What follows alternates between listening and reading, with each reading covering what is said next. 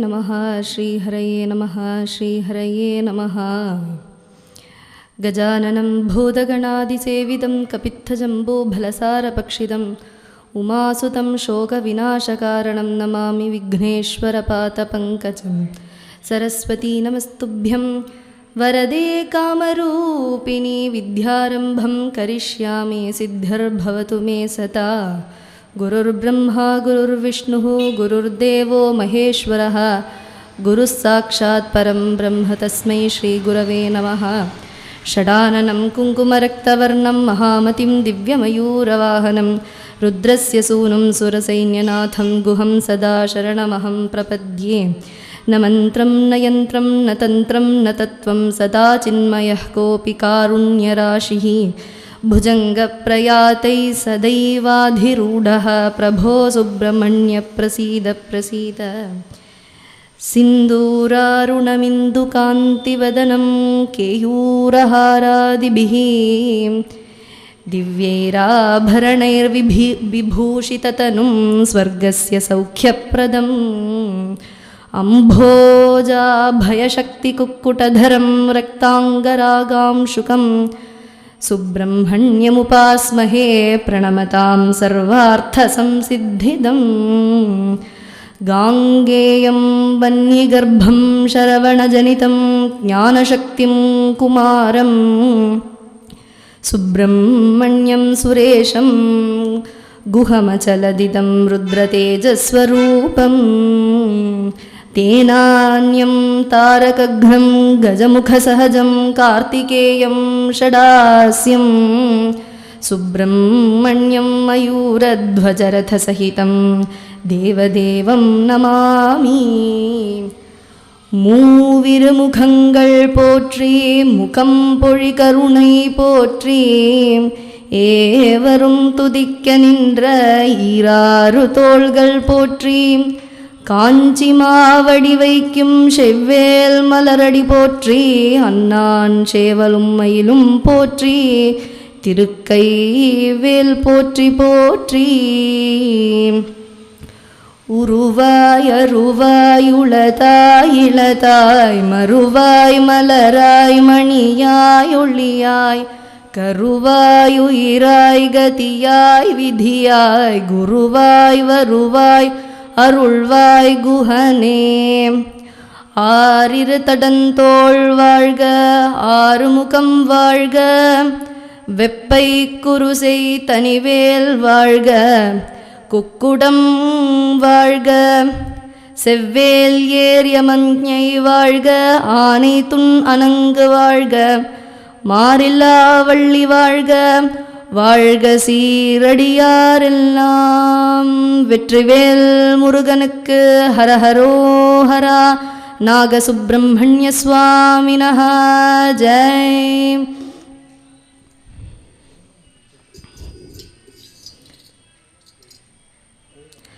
कार्तिकेया कुमारा षडानना वेदवेद्या गुहालोकपालना. कार्तिकेया कुमारा षडानना वेदवेद्या गुहालोकपावना. पार्वतीशात्मज शूरभञ्जना पार्वतीशात्मज शूरभञ्जना देवसेना विलासभक्तरञ्जना देवसेना विलासभक्तरञ्जना. कार्तिकेया कुमारा षडानना वेदवेद्या गुहालोकपावना.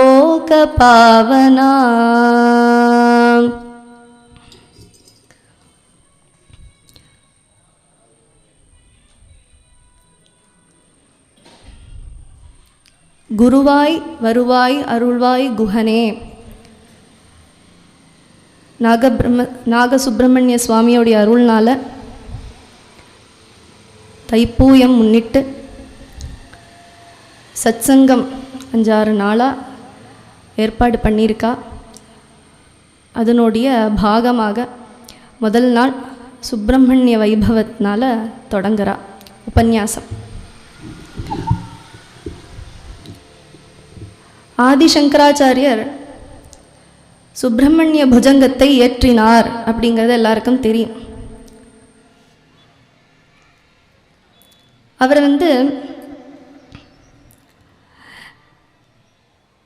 ரெண்டாவது ஸ்லோகத்தில் சொல்கிறார், ந ஜானாமி சப்தம் ந ஜானாமி சார்த்தம் ந ஜானாமி பத்யம் ந ஜானாமி கத்யம் சிதேகா ஷடாஸ்ய ஹ்ருதி த்யோததே மே முகான்னிஸ்ஸரந்தே கிரஷ்சாபி சித்ரம் ந ஜானாமி சப்தம் ந ஜானாமி சார்த்தம். எனக்கு அர்த்தம் என்னன்னு தெரியாது, எனக்கு சத்தம் என்னன்னா தெரியாது, பத்யம் தெரியாது, கத்தியம் தெரியாது. ஆனால் அங்கே இருக்கக்கூடிய ஆதிசங்கராச்சாரியருடைய சிஷ்யர்கள் எல்லாம் சொல்கிறா, இப்போ ஏற்பட்ட ஸ்லோகம் சொல்லியிருக்கேலே சுப்பிரமணிய புஜங்கம் அப்படின்னு, எப்படி வந்தது அப்படின்னு கேட்டதுக்கு பதில் சொல்கிற மாதிரி அமைஞ்சிருக்கு இந்த ஸ்லோகம். எனக்கு எதுவுமே தெரியாதுப்பா, நான் சொன்னேன்னா அவரே சித்திரம்னா ஆச்சரியம்னு அர்த்தம். ஆச்சரியப்படுறார். கிரஷ்சாபி சித்திரம், எனக்கு எப்படி வந்தது தெரியாது, ஆனால் ஒன்று நிச்சயம், அந்த பகவான் எனக்குள்ளே இருந்து முகான் நிஸ்ஸரந்தே, என்னுடைய முகம் வழியாக நாக்கு வழியாக வார்த்தை மூலமாக அவர் பிரவாகம் பண்ணியிருக்கார். அது சுப்பிரமணிய புஜங்கமாக வந்திருக்கு. அதே மாதிரி சுப்பிரமணியனுடைய வைபவத்தை அடியாளால் சொல்லி முடியாது, அந்த ஞானமும் பரிபக்குவம் அடியாளுக்கு இல்லை.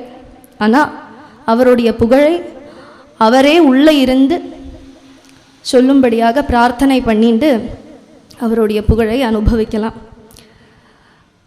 புஜங்கம் அப்படின்னாலே பாம்புன்னு அர்த்தம், சர்ப்பம். சம்ஸ்கிருதத்தில் கிராமரில் விருத்தம் அப்படின்னு ஒன்று உண்டு, அது புஜங்க விருத்தமாக இது அமைஞ்சிருக்கு. சுப்பிரமணியனுக்கு மட்டும் இல்லை, பாண்டுரங்கன் மேலே புஜங்கம் பண்ணியிருக்கார், அத்தனை தேவர்கள் மேலேயும் ஆதிசங்கராச்சாரியே புஜங்கம் பண்ணியிருக்கார்.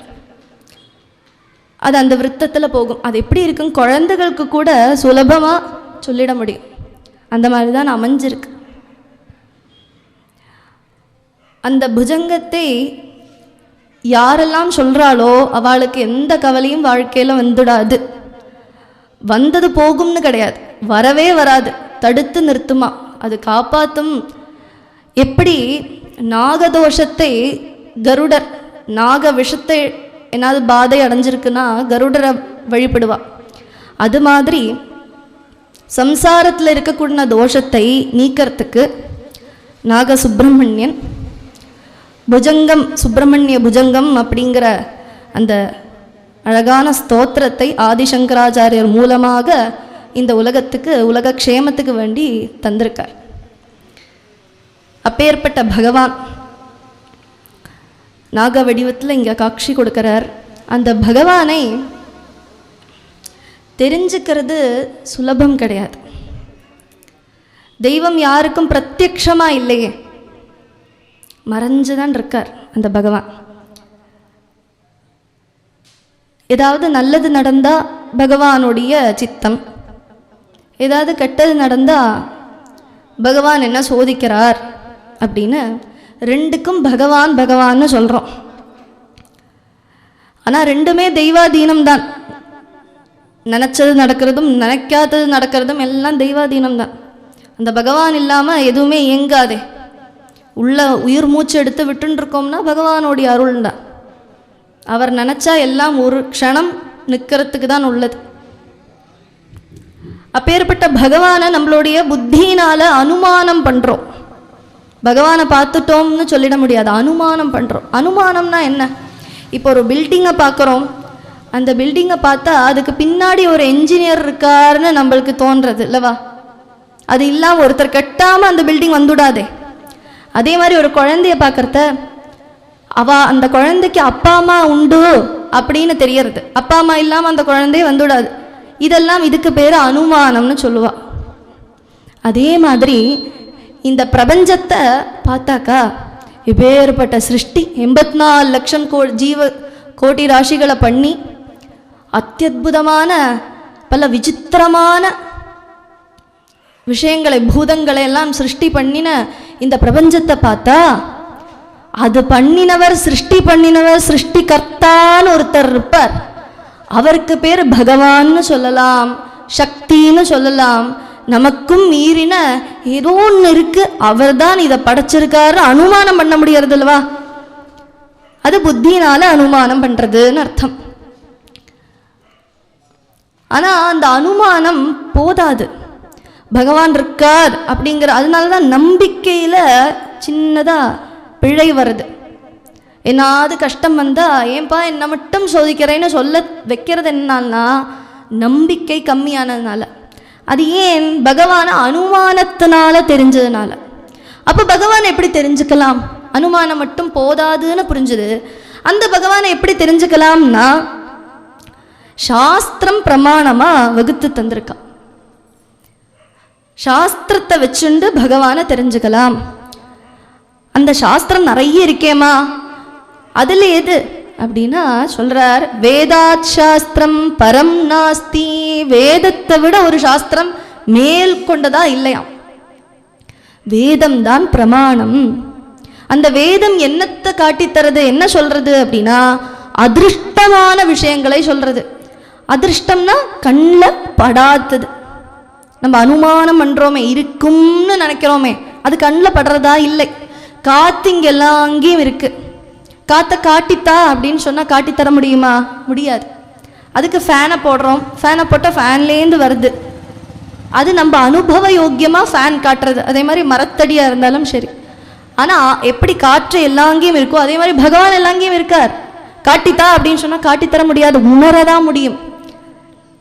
அந்த உணர்ச்சி தஸ்மாத் சாஸ்திரம் பிரமாணம் தே காரியா காரிய விவஸ்திதௌ. சாஸ்திரம் சொல்லி தருது காரியம் என்னது, அகாரியம் என்னது, எப்படி பழகணும், எப்படி வாழணும்.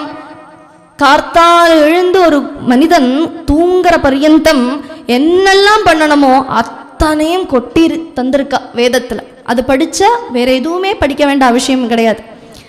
அந்த வேதத்துல பிரமாணமா இருக்கு. அந்த வேதத்தை படிச்சா பகவானை தெரியும். பகவானுடைய ரூபம் என்ன, பகவானுடைய பேர் என்ன, அந்த சக்தி எப்படி விளங்கின்னு இருக்கு இந்த உலகத்துல, அது எப்படி நம்மளை இயக்கின்னு இருக்கு, அந்தரியாமையாக எப்படி இருக்கார், அதை தெரிஞ்சுக்கணும்னா வேதம் படிக்கணும்.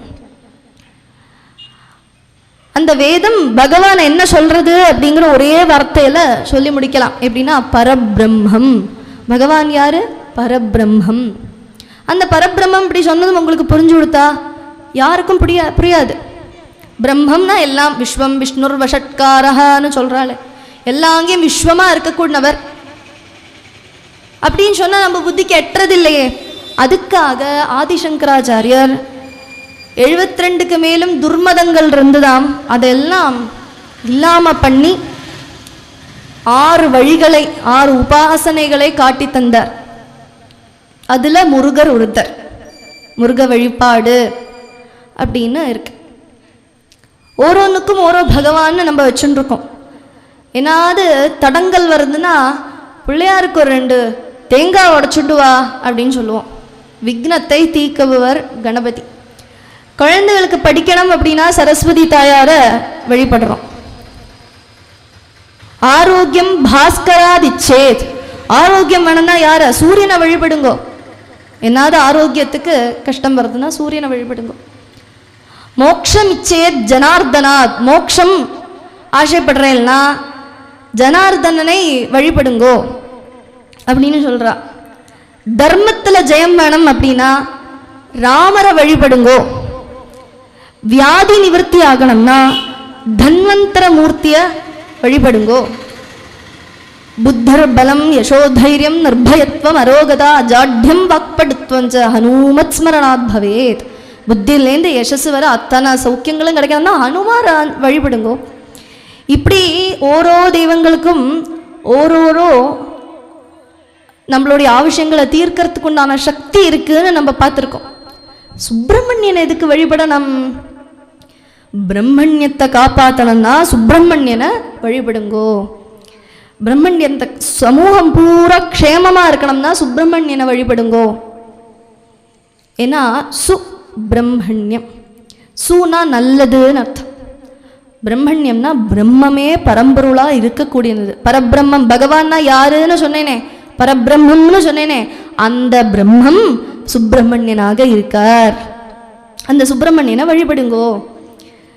அந்த சுப்பிரமணிய வைபவத்தை அடியால் ஸ்காந்த புராணத்தை பிரமாணம் பண்ணி சொல்கிறேன். ஸ்காந்த புராணம் அப்படிங்கிறது 18 புராணத்தில் ஒரு புராணம். வியாசர் இயற்றினார். 13வது புராணமாக திகழறது. ஸ்காந்த புராணம் தான் பெரிய புராணம் இருக்கிறதுலே. 1,00,000 சொச்சம் ஸ்லோகங்கள் ஸ்காந்த புராணத்தில் உண்டு. அந்த ஸ்காந்த புராணம் ஸ்கந்தரை மட்டும்தான் சொல்றதா கேட்டால் கிடையாது. அத்தனை தேவர்களையும் சொல்றது. ஐயப்பனுடைய வைபவத்தை சொல்றது, மகாதேவ வைபவத்தை சொல்றது, பார்வதியோடைய பிரபாவத்தை சொல்றது, பார்வதி கல்யாணம் என்னன்னு சொல்றது, இந்த மாதிரி அத்தனை தேவர் க்ஷேத்திர மகாத்மியம் சொல்றது. இது எல்லாமே எங்கே இருக்குன்னா ஸ்காந்த புராணத்தில் தான் இருக்கு. அப்பேற்பட்ட நிதி ஸ்காந்த புராணம் வியாசாச்சாரியர் இயற்றினார்.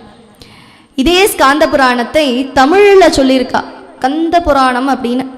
கச்சியப்பர் எழுதினது. அதுவும் அமுதமாக இருக்கும். தமிழ் மொழியில், சம்ஸ்கிருதம் கலர்ந்த தமிழ் மொழியில் இருக்கும். எல்லாம் ரசனைக்கு வேண்டிதானே. ராமாயணம் எப்படி எல்லா பாஷையிலையும் இருக்கோ அதே மாதிரி ஸ்கந்தரை பற்றியும் எல்லா மொழியிலையும் இருக்கு. எல்லாம் அங்கேயும் வழிபட்டுருக்கா ஸ்கந்தரை. அப்பேற்பட்ட ஸ்கந்தருடைய வைபவம் ஸ்காந்த புராணத்தில் மட்டும்தானா கேட்டால் கிடையாது. பகவத்கீதையில் உண்டு. சேனானி நாம் அகம் ஸ்கந்தஹ. கிருஷ்ணர் என்ன சொல்றார்? சேனைகள்லே நான் ஸ்கந்தனாக இருக்கேன்னு சொல்றார். மகாபாரதத்தில் சொல்றா ஸ்கந்தோத்பத்தி வருது. அதாவது ஸ்கந்தோத்பத்தி தேவசேனையோட விவாகம் பண்றது மகாபாரதத்தில் சொல்லப்பட்டிருக்கு. ராமாயணத்தில் ஸ்கந்தரை பத்தி விஸ்வாமித்ரர் ராமருக்கு சொல்லி கொடுக்கிறார். ஸ்கந்தர் எப்படி பிறந்தார் அப்படிங்கிற வைபவத்தை கங்காவதரனை தொட்டு ஸ்கந்த உற்பத்தி ராமாயணத்தில் வருது. அதனால ஸ்கந்தர் அவருடைய வைபவம் எல்லா புராணங்கள்லேயும் இதிகாசங்கள்லேயும் இருக்குது அப்படிங்கிறது ரொம்ப விசேஷமாக இருக்குது. வேதோக்தமானது. இங்கேயும் சொல்லின்னு இருந்தா வேதம். வேதத்தில் என்ன சொல்கிறதுன்னா சுப்பிரமணியம் அப்படிங்கிறது சம்ஸ்கிருத பதம். தமிழில் கந்தன், வடிவேலா, கார்த்திகேயா அப்படின்னு சொல்கிறோம். சம்ஸ்கிருதத்தில் சுப்பிரமணியம்னு அர்த்தம். வேதத்துலேயும் சுப்பிரமணியம்னு சொல்கிறார். சுப்பிரமணியா அகம் சுப்பிரமணியோகம் அப்படின்னு வேதம் கூறுறது. ஏன்னா பரபிரம்மமாக இருக்கார். அவரை விட்டு வேதம் சொல்லிட முடியுமா? அவர் தானே மெய்ப்பொருளாக இருக்கார். அப்படிங்கிறதுனால வேதத்திலையும் கூறப்பட்ட தேவனாக இருக்கார் திகழார் சுப்பிரமணியன். அவருடைய வைபவம், அவருடைய அப்பா அம்மாவுடைய விவாகத்தை அனுபவித்து, ஏன்னா ஸ்கந்தனுடைய பார்வதி புத்ரா அப்படின்னு கூப்பிட்டா அவருக்கு ரொம்ப பிடிக்குமா. கௌரி புத்ரா, சிவபுத்ரா அப்படின்னு கூப்பிட்டா பிடிக்குமா. ஏன்னா அப்பா அம்மா சேர்த்து கூப்பிடுறா இல்லையோ. அது மாதிரி பார்வதி க்ஷீரசாகர கன்னிகையான மகாலட்சுமி தாயார் விஷ்ணுவிடம் எப்படி விவாகம் பண்ணிண்டாளோ அதே மாதிரி பர்வதராஜ புத்திரியான பார்வதி சிவபெருமான விவாகம் பண்ணிக்கிறா. சதி தேவியாக தாக்ஷாயணியாக தக்ஷயாகத்தில் போய் அக்னியில் பிரவேசம் பண்ணினா அப்படிங்கிற கதை நம்ம கேட்டிருப்போம். அதுக்கப்புறம் பரமேஸ்வரர் காத்துன்னு இருக்காராம் எப்போ திருப்பி ஆவிர்பவிப்பள் அப்படின்னு. ஏன்னா பரமேஸ்வரன் தாக்ஷாயணி இல்லாமல் தவிச்சுன்னு இருக்காருன்னு சொல்கிறது புராணம். எல்லா தேவர்களும் காத்துன்னு இருந்தா அந்த சதி தேவி ஹிமவானுக்கு புத்திரியாக பிறக்கலாம் அப்படின்னு நிச்சயம் பண்ணி ஹிமவானுக்கு புத்திரியாக பிறக்கிறா. ஹிமவானும் சிவபெருமான ரொம்ப நாள் தபஸ் இருந்து ஒரு புத்திரி வேணும்னு ஆசைப்பட்டு இருந்தா. சரியாக கரெக்டாக சேர்ந்து வந்தது. ஹிமவானுக்கும் மேனா அப்படிங்கிற 2 பேர் தம்பதிகளுக்கு இந்த கௌரியாக கிரிஜா. ஹிமவான் யாரு? அந்த பர்வதத்துக்கே ராஜா இல்லையோ. ஹிமவானுடைய புத்திரியான கிரியோடைய புத்திரி கிரிஜா, கௌரி அப்படியாக அவள் பிறந்தாள். ஹிமவான் தபஸ் பண்ணுவா சிவபெருமானை பார்த்து. போகிறத எல்லாம் பார்வதி தாயாரையும் கூட்டிகிட்டு போவாளாம். குழந்தை பார்வதி கூட்டிகிட்டு போவா. பார்த்து பார்த்து சிவனை பார்த்து பார்த்து எப்படி ருக்மிணிக்கு கேட்டு சுத்வா குணான் புவன சுந்தர சுன்வதாம் தே, அவனுடைய வைபவத்தை கேட்டு கேட்டு கேட்டு ஆசை வந்தது ருக்மிணிக்குன்னு சொல்லுவா. அதே மாதிரி சிவபெருமானை பார்த்து பார்த்து பார்வதிக்கு ஆசை வந்துடுத்து. கல்யாணம்னு ஒன்று பண்ணிட்டேன்னா பார்வதி நினைக்கிறா மனசுல, சிவபெருமானை தான் நான் கல்யாணம் பண்ணிப்பேன்னு ஆசைப்படுறா. 5 வயசு குழந்தை அப்பாட்ட உத்தரவு கட்டுண்டு தபஸ் பண்ண போயிடுத்து காட்டுல போய் கடும் தபஸ். 2 தோழிகள் இருக்கா, ஜெயா விஜயா அப்படின்னு பார்த்துக்கிறதுக்கு பார்வதி தாயார் தபஸ் பண்றா. கடும் தபஸ்னா கடும் தபஸ், பர்ணம் கூட சாப்பிடாம. துருவன் 5 மாசம் காலம் தபஸ் இருந்தான்னு சொல்றா. முதல் மாதம் பழங்களெல்லாம் சாப்பிட்டுண்டு, அடுத்த மாதம் ஜலத்தை மட்டும் பானம் பண்ணிண்டு, அதுக்கு அடுத்த மாதம் உணங்கின ஜீர்ணமான உணங்கின பர்ணத்தை சாப்பிட்டுண்டு, இலைகளை சாப்பிட்டுண்டு, அதுக்கப்புறம் வாயுவை மட்டும் எடுத்துண்டு, 5வது மாதம் வாயு கூட எடுக்காம நிஷ்டமான யோக பிரம்மத்தில் இருந்து தபஸ் பண்ணார். அதே மாதிரி இங்கே பார்வதி தாயார் பர்ணம் கூட இல்லாம தபஸ் பண்ணனால அபர்ணான்னு பேர் வந்தது. அபர்ணாவாக தபஸ் பண்ணிட்டு இருக்கா. இங்கே சிவபெருமான் என்ன பண்றார் அப்படின்னா, அந்த பக்கம் தபஸ் பண்ணிட்டு இருக்காராம் சிவபெருமானும். 2 பேரும் தபஸ் பண்றா 2 விதத்துல. தேவர்கள் பார்த்தா இது சரிப்பட்டு வராது.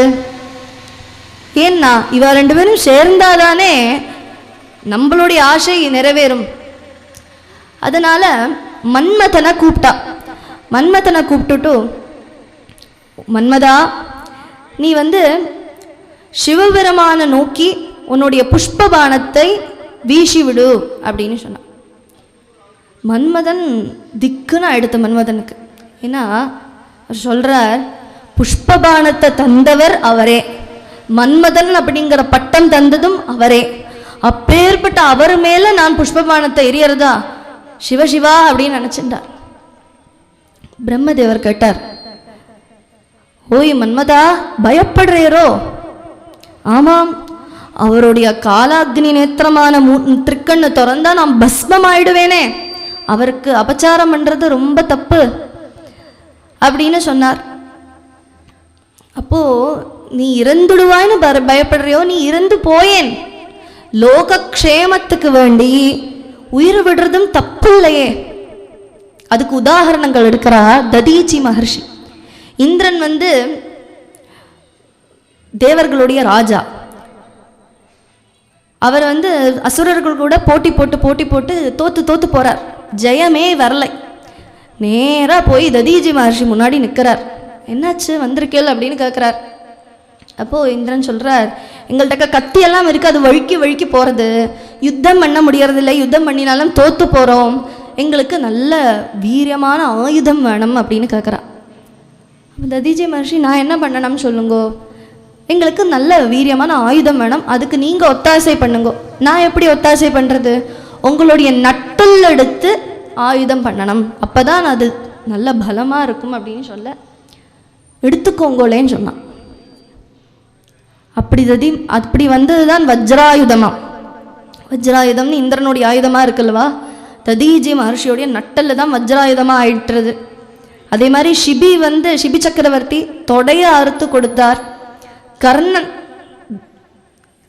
கர்ணனை பத்தி எல்லாருக்கும் தெரியும். கர்ணன் என்ன பண்றார்? தன்னுடைய கவச்ச குண்டலத்தை மட்டும் வச்சுட்டு இருக்கார். சூரியனை பூஜை பண்ணிட்டு இருக்கார். அப்பொழுது இந்திரன் ஒரு வயசான விருத்தருடைய வேஷத்துல தேஹி அப்படின்னு நிற்கிறார். இவர் சூரியன் நமஸ்காரம் பண்ணிட்டு இருந்தாரே இல்லையோ, சூரிய பகவான் தடுக்கிறார், போகாதே, எங்க போறாய் அப்படின்னு கேட்கிறார். இல்லை, பிராமணன் வந்திருக்கார், அவருக்கு தானம் கொடுக்கறதுக்கு தேஹின்னு சொல்லிட்டு நிற்கிறார், அவருக்கு கொடுக்க போயின்னு இருக்கேன் அப்படின்னு. போகாதே, அது பிராமணன் கிடையாது, அது டூப்ளிகேட், பொய் பிராமணன், போகாதே அப்படின்னு தடுக்கிறார்.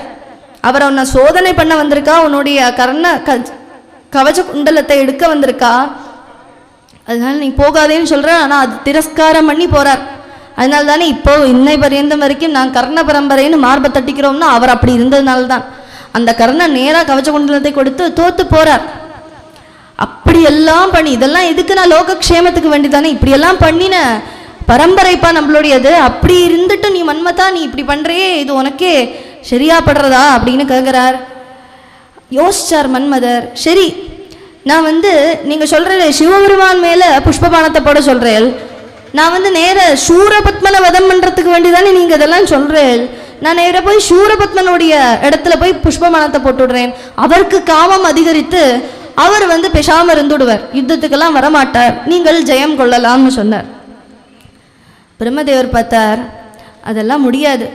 நீ இப்போ சூரபத்மன்டக்கு காமபானம் போட்டேன்னா அதுக்கப்புறம் நீ வேணும்னா எடுத்துட்டு போயிடுவாய், உன் பின்னாடி நாங்கள் வந்துட்டு இருக்கணும்.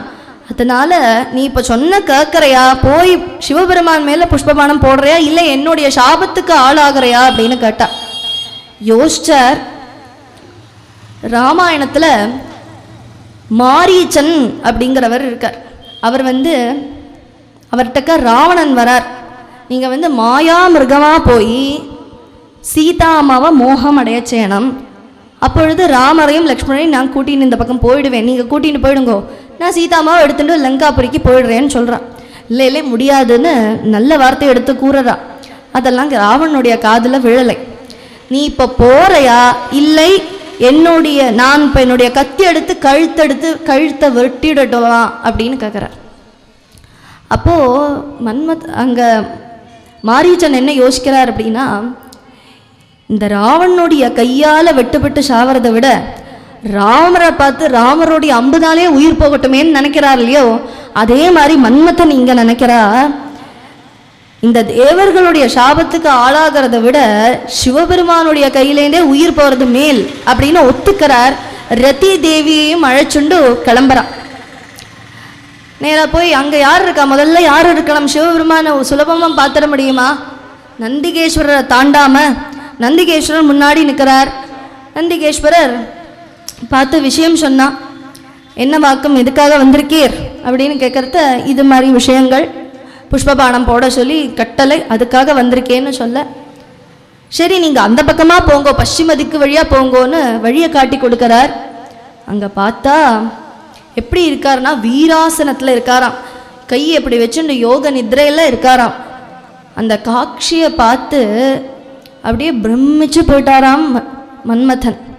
எப்பேற்பட்ட அனுகிரகம் எனக்கு, பாக்யவான் நான் இந்த உலகத்தில், எனக்கு இனிமேல் உயிர் போனாலும் பரவாயில்லை, இப்பேற்பட்ட தரிசனம் எனக்கு கிடச்சிதே, பக்கத்தில் இருந்து பார்க்கக்கூடிய தரிசனம் வேறு யாருக்கு கிடச்சிருக்கும் இந்த புண்ணியம் அப்படின்னு நினச்சிக்கிறா. ரதி தேவி தடுக்கிறா, வேண்டாம், எதுக்கு சிவபெருமானுடைய கோபத்துக்கு ஆளாவானே அப்படின்னெல்லாம் தடுக்கிறா. பரவாயில்லை அப்படின்னு சிவபெருமானை உண்ணம் பண்ணி தன்னுடைய புஷ்பபானத்தை டார்கெட் பண்ணிட்டார். தேவர்கள்லாம் மேலே பார்த்துன்னு இருக்கா, இவன் கரெக்டாக பண்ணுறானா இல்லையா அப்படின்னு பார்க்கணாவா. தேவர்கள்லாம் சாட்சியாக அங்கே நிற்கிறா. புஷ்பபானத்தை ஏவரத்துக்குள்ள சிவபெருமானுக்கு எல்லாம் தெரியற விஷயம் தானே. அவருடைய முக்கண்ணுடைய சின்ன ஓரத்துலேருந்து ஒரு தீப்பொறி கிளம்பித்தான். தேவர்கள் அங்கே மேலேருந்து பார்த்துட்டு இருக்காளவோ, ஒரே நமஸ்காரம், க்ஷமாபண பிரார்த்தனை, ஏன்னா தெரிஞ்சு கொடுத்து அது என்ன ஆக போகிறது அப்படின்னு. தீப்பொறி கிளம்பிடலை, கிளம்ப புறப்படுறது, அதுக்குள்ளே நமஸ்காரம் பண்ணிவிட்டா. சிவபெருமானுக்கு நமஸ்காரம் ரொம்ப பிடிக்கும். அவர் ஆசுதோஷி, மன்னிப்பு கேட்டால் மன்னிச்சுடுவர். அதே மாதிரி திடீர்னு கோபமும் வரும். சிவபெருமானுக்கு நமஸ்காரம் ரொம்ப முக்கியம். தேவர்கள்லாம் நமஸ்காரம் பண்ணின்னு இருக்கா, க்ஷமாபணம் க்ஷமாபராதம் கேட்டுன்னு இருக்கா. இங்கே அந்த தீப்பொறி கிளம்பி மன்மதனுடைய போராத காலம் மன்மதனை பஸ்மமாக்கி விடுத்து. ரதி தேவி ஓன்னு அழறா தன்னுடைய கணவர் மேலே விழுந்து, இப்படி ஆயிடுத்தேனே, நான் சொன்னேனே போண்டாம்னு, சிவாபராதத்துக்கு ஆளாவாதீங்கன்னு சொன்னேனே, இப்போ பார்த்தேலா பஸ்மம் ஆயிட்டேன்னு ஓன்னு அழறா. சிவபெருமானுக்கு கண்ணே திறக்கலை. இத்தனைக்கும் பார்த்தார், கண்ணு திறந்து தவத்தை கலக்க வந்திருக்காருன்னு புரிஞ்சுது. ரதி தேவி ஆஸ்வாசனம் பண்ணி அந்தர்தானம் ஆயிட்டார். தேவர்களுடைய நோக்கம் அதுக்கப்புறம் தான் சிவபெருமான் யோசிக்கிறார், இது எதுக்காக மன்மதன் வந்திருக்கான், மன்மதனுக்கு இந்த சக்தி இருந்திருக்காதே. தேவர்களுடைய நோக்கம் என்ன, சூரபத்மன் அப்படிங்கிற அசுரனை வதம் பண்ணுறதுக்கு தான் இந்த மாதிரி பண்ணியிருக்கா, பார்வதி தேவியை கல்யாணம் பண்ணிக்கிறதுக்காக தான் அப்படின்னு புரிஞ்சுது. சரி, அப்போ பார்வதி தேவியை பார்த்து விடலாம்னு ஆசை வருது சிவபெருமானுக்கு. நேராக போகிறார். ஆனால் நேராக போய் பார்வதியை கல்யாணம் பண்ணிட்டா சுவாரஸ்யம் இருக்குமோ, இல்லை, பரீட்சை பண்ணலாம்னு முடிவு பண்ணினான். என்ன பரீட்சைனா, ஒரு விருத்த கோலம், வயசான தாத்தா வேஷத்தில், ஆனால் பஸ்மம் எல்லாம் போட்டுண்டு ருத்ராட்சத்தையெல்லாம் போட்டுண்டு சிவ அடியார்களாட்டமாக வரார். பார்வதி தேவிய தவத்தில் இருக்கா, தவத்தை கலைச்சுட்டு யாருமா நீ அப்படின்னு கேட்குறா. பார்வதி தேவி பதில் சொல்லலை. நீ எதுக்காக தபம் பண்றாய்? ரொம்ப ஸ்ரத்தையா தபஸ் பண்ணிட்டு இருக்கே, இப்படி ஒரு கடும் தவு. அதுவும் 5 வயசு குழந்தைனா, இந்த வயசுல யாரும் தபஸ் பண்ண மாட்டாளே. இந்த உலகத்துல குழந்தைகள்னா விளையாடுறதுக்கோ இல்லைன்னா மாயையில மூழ்கி சுத்தின்ண்டே இருப்பா. அதெல்லாம் விட்டு நீ தபஸ் பண்றேன்னா ஒரு பெரிய காரியத்துக்கு வேண்டிதான்னு எனக்கு புரியறது. என்ன காரியம் அப்படின்னு கேட்கறத பார்வதி தேவிக்கு சொல்றதுக்கு ஒரு லஜ்ஜையம், வெக்கம் வரதான், சொல்லலை. ஜெயா விஜயாவை பார்த்தா 2 சகிகள் இருக்கா சொன்னேன்லவா, அந்த சகிகள் பதில் சொல்றா, சிவபெருமானையே வரணா அடையணும் அப்படின்னு தபஸ் பண்ணிட்டு இருக்கா பார்வதி தாயார், ஹிமவானுடைய புத்திரி அப்படின்னு சொல்லி கொடுக்குறா. அதை கேட்டதும் சிவசிவா அப்படின்னு சொல்லிண்டாராம் அவர். யாரு? சிவனே சிவசிவா சொல்லிக்கிறாராம். என்னம்மா நீ, உன்னை என்னன்னு நினச்சிட்டு இருந்தேன், ஹிமவானுடைய புத்திரியாக இருக்காய், சின்ன குழந்தையிலே தபஸ் பண்ணுறேன், ரொம்ப பெரிய விஷயம் அடையறதுக்கு வேண்டி இருப்பாய்ன்னு நினச்சேன். போயும் போயும் சிவனை கல்யாணம் பண்ணிக்கணும்னு ஆசைப்படுறியே, உனக்கு புத்தி பேதலித்து போயிடுத்தா? நீ எப்படி இருக்காய்? சர்வாலங்கார பூஷிதியாக இருக்காய்.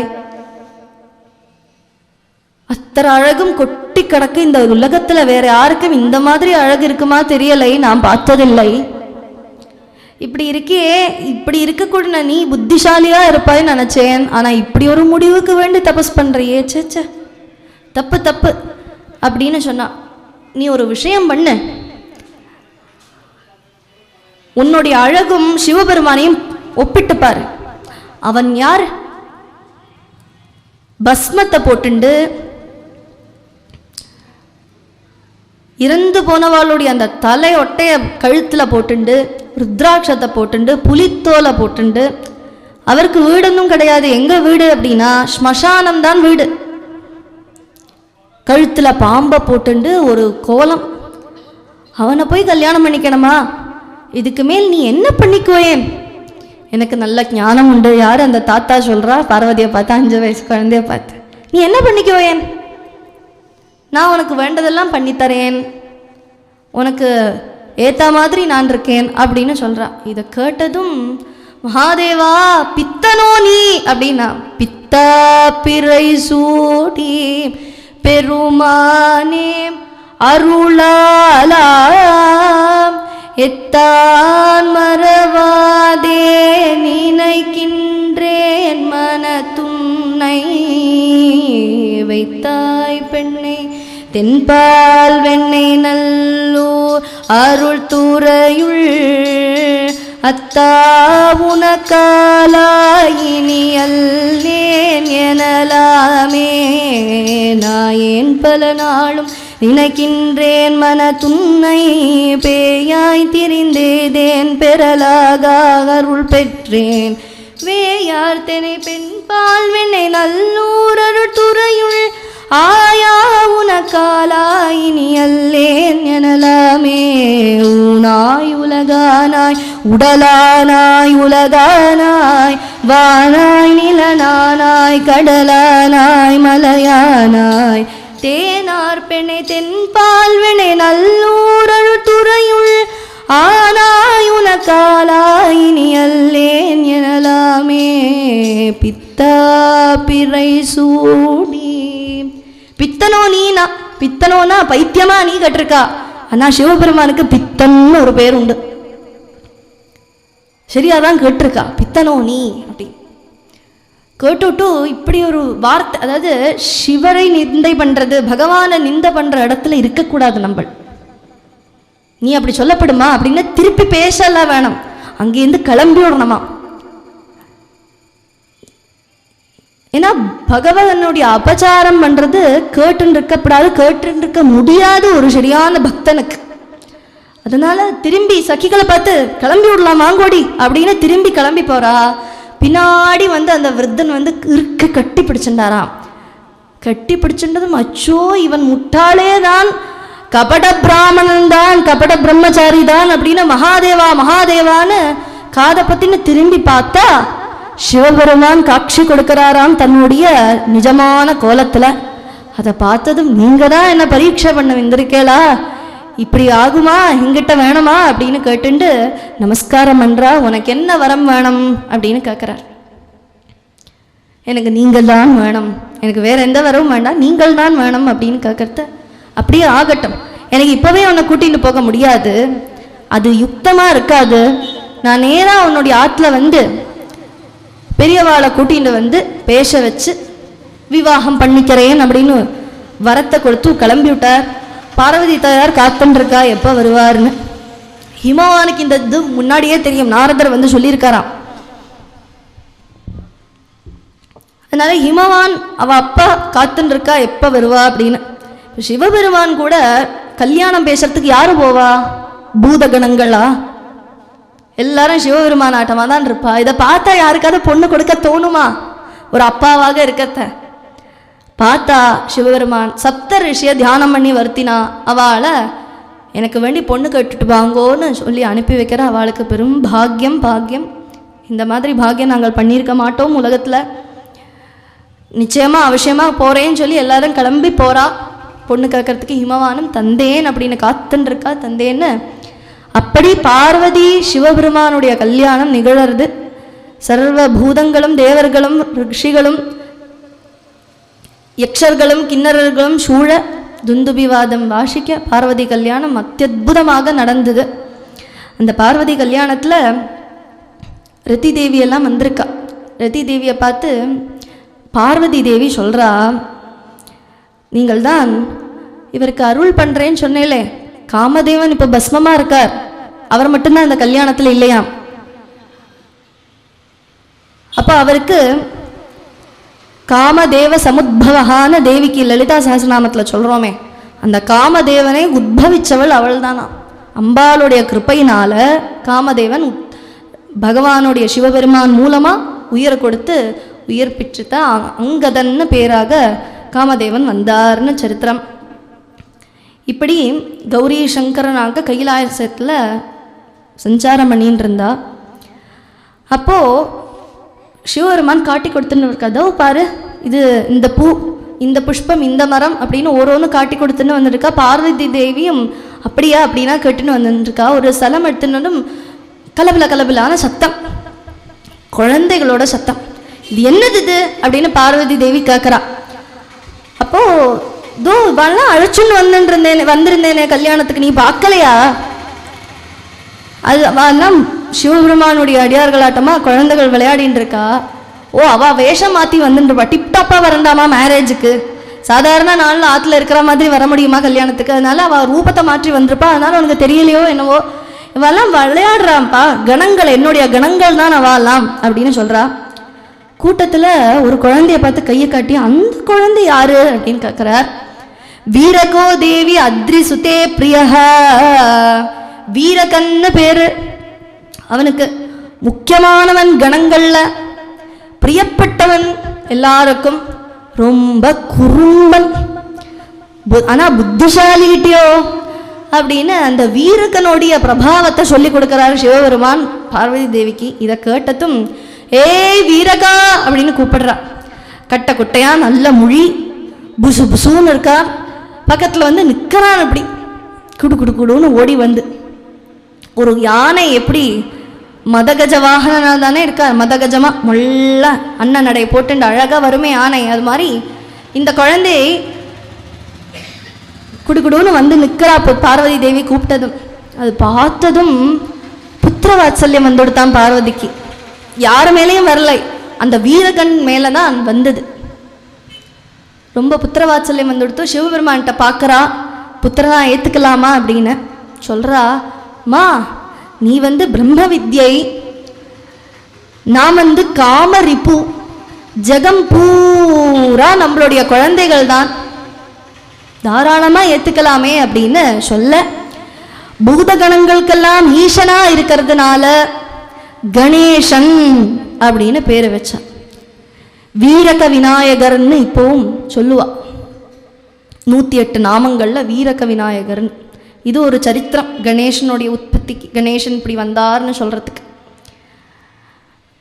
அப்படி வீரக விநாயகரா முதல் குழந்தையாக சிவபார்வதிக்கு வந்தார் அப்படின்னு சொல்லி அந்த குழந்தை என்ன பண்ணுறதா, ஒன்றும் பண்ண மாட்டான். அம்மா அம்மா அப்படின்னு கேட்டு உட்காருமா வாசல் படியிலேயே. அவருக்கு வாம பாகத்தில் ரைட்டு பாகத்தில் கொடுத்துருக்கார். நீ இங்கே உட்காருன்னு சிவபெருமான் சொல்லிவிட்டார், நீங்கள் இங்கே உட்காரு. ஏன்னா கணங்களுக்கெல்லாம் ஈசனாக இருக்காரே இல்லையோ, எல்லாத்தையும் பார்த்து நடத்தின்ட்டுது அப்படின்னு. இந்த குழந்தை அங்கே இருந்து அம்மா அம்மா கூப்பிட்டுருக்கோம். என்ன குழந்தை அப்படின்னு பார்வதி தேவியும் ரொம்ப புத்திர வாத்சல்யத்தோடு வந்து கேட்பா. கொழக்கட்டை வேணுமம்மா, முதாகராத்த மோதகம் சதா விமுக்தி சாதகம். முதா எப்படி தொடங்குறாரு பாருங்க, முதானா சந்தோஷம். முதா கராத்த மோதகம், மோதத்தை கொடுத்தா அப்படியே பளிச்சுன்னு 32 பள்ளியும் காட்டிட்டு உட்கார்ந்துடுவார். வேற எதுவும் வேண்டாம், சுலபனா இருப்பாராம் கணேசன். கைத்தல நிரகனி அப்பமோடவல் பொறி கப்பிய கரி முகநடி பேணி கற்றிடுமடியவர் புத்தியில் உரைபவர் கற்பக என வினை கதிதேகும் மத்தமும் மதியமும் வைத்திடும் அரண்மகன் மற்பொரு திரள் புயமதயானை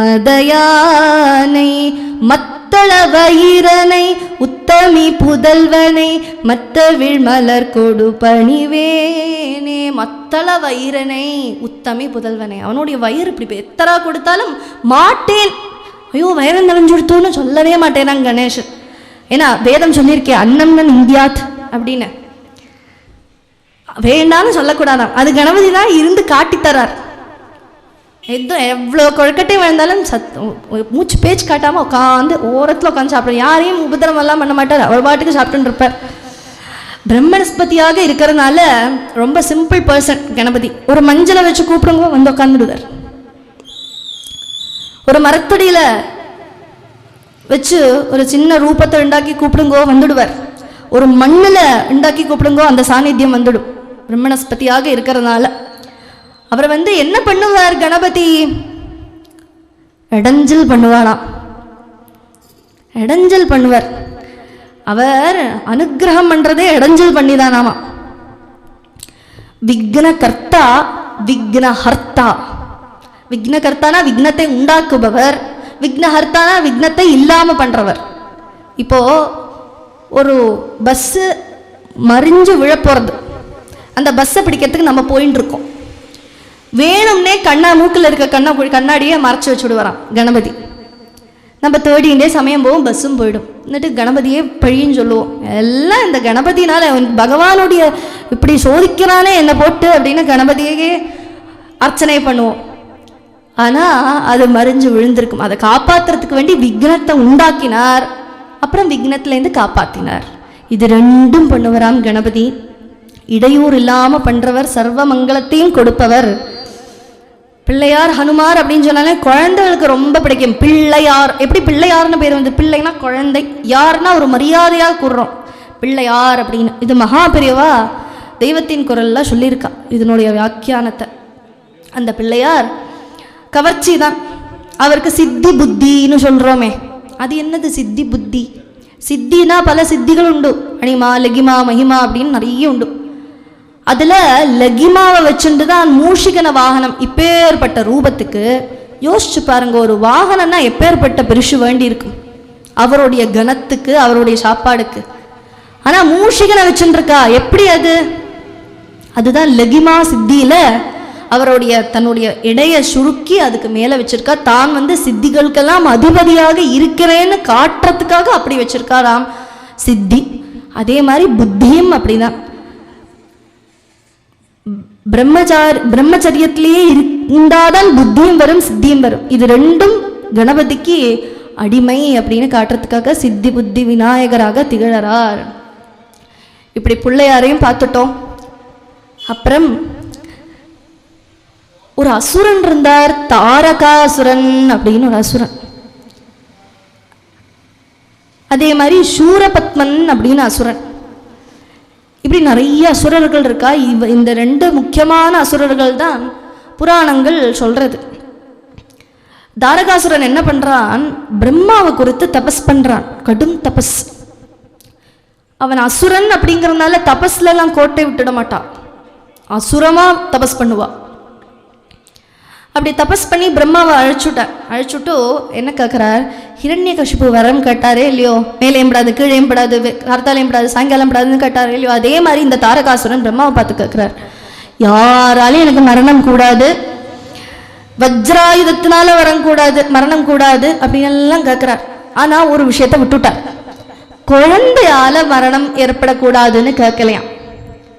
அதனால பிரம்மதேவர் நான் தந்தேன் அப்படின்னு சொல்லிவிட்டு பிரம்மதேவரே சொல்றார், அர்பகனால உன்னுடைய உயிர் போயிடும், அர்பகன் உன்னை ஜெயித்துடுவான். அர்பகன்னா குழந்தைன்னு அர்த்தம். அந்த குழந்தை உன்னை ஜெயித்துடுவான்னு சொல்ற. இவர் பொருட்படுத்தலை, எனக்கு வரம் கிடைச்சு கொடுத்தேன்னு மதம் ஏற்பட்டுடுத்து. எப்பவுமே தனக்கு என்னாவது கிடைச்சு கொடுத்து அப்படின்னா முதல்ல வரக்கூடியது என்னதுன்னா அகங்காரம், மதம். எனக்கு கீழே தான் எல்லாருமே, எனக்கு மேலே யாருமே கிடையாதுங்கிற ஒரு அகங்காரம் ஏற்படுத்தும். அந்த அகங்காரத்தினால ஈரழுப்பைனால் லோகத்தில் போய் அத்தனை தேவர்களையும் கூப்பிட்டு போருக்கு வான்னு சொல்லி எல்லாரையும் தோக்கடிச்சு அத்தனை அசுரர்களுடைய இடத்தையும் கைப்பற்றினாராம். பலாபலம் எல்லாம் தீர்மானம் பண்றது பகவான் இல்லையோ, அது தெரியலை தாரகாசுரனுக்கு. பெரிய யுத்தம், அத்தனை தேவர்களையும் ஜெயிச்சுட்டார். இப்போ தேவர்களுக்கு என்ன பண்றதுன்னு தெரியலை. நேரா போய் பார்வதி பரமேஸ்வரால்கிட்டே கேட்டுடுவோம். பார்வதி பரமேஸ்வரால்கிட்ட போய் எனக்கு குழந்தைய தாங்கோ அப்படின்னு கேட்டா என்னாவது கோச்சுண்டாலோ சிவாபராதம் நடந்துண்டாலோன்னு பயந்துண்டா. ஆனா கேட்டுதானே ஆகணும். அங்க போய் பார்த்தா அர்த்தநாரீஸ்வரராக இருக்கார். இந்த பிரகிருதி பூரா பார்த்தோம்னா எல்லாம் ரெண்டாக தான் இருக்கும், பெண் ஆண் அப்படின்னு. சமுத்திரம்னா ஆண், நதினா பெண், இப்படின்னு எல்லாத்துலேயுமே இருக்குமே. இதுதான் பெரிய தத்துவம். அந்த தத்துவத்தை தான் கீர்த்தனத்தில் சொல்றா, தத்துவம் அறிய தரமா மூலாதார கணபதே சுரபதே உனது தத்துவம் அறிய தரமான்னு கேட்குறா. தத்துவத்தை தெரிஞ்சிட முடியுமா அப்படி?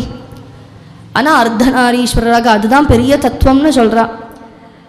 அப்போ நேராக தேவதேவா மகாதேவா, எங்களுக்கு இந்த தாரகாசுரன் அப்படிங்கிற ஒரு அசுரன் ரொம்ப கொடுமைப்படுத்துறான், என்ன பண்றதுன்னு தெரியலை, எங்களை காப்பாத்துறதுக்கு உங்களால தான் முடியும் அப்படின்னு சொல்லாம சொல்லிவிட்டா. அப்ப சிவபெருமானுக்கு புரிஞ்சுடுத்து, ஓஹோ இவெல்லாம் வெயிட்டிங் ஃபார் சுப்பிரமணிய அவதாரம் அப்படின்னு தெரிஞ்சு கொடுத்து.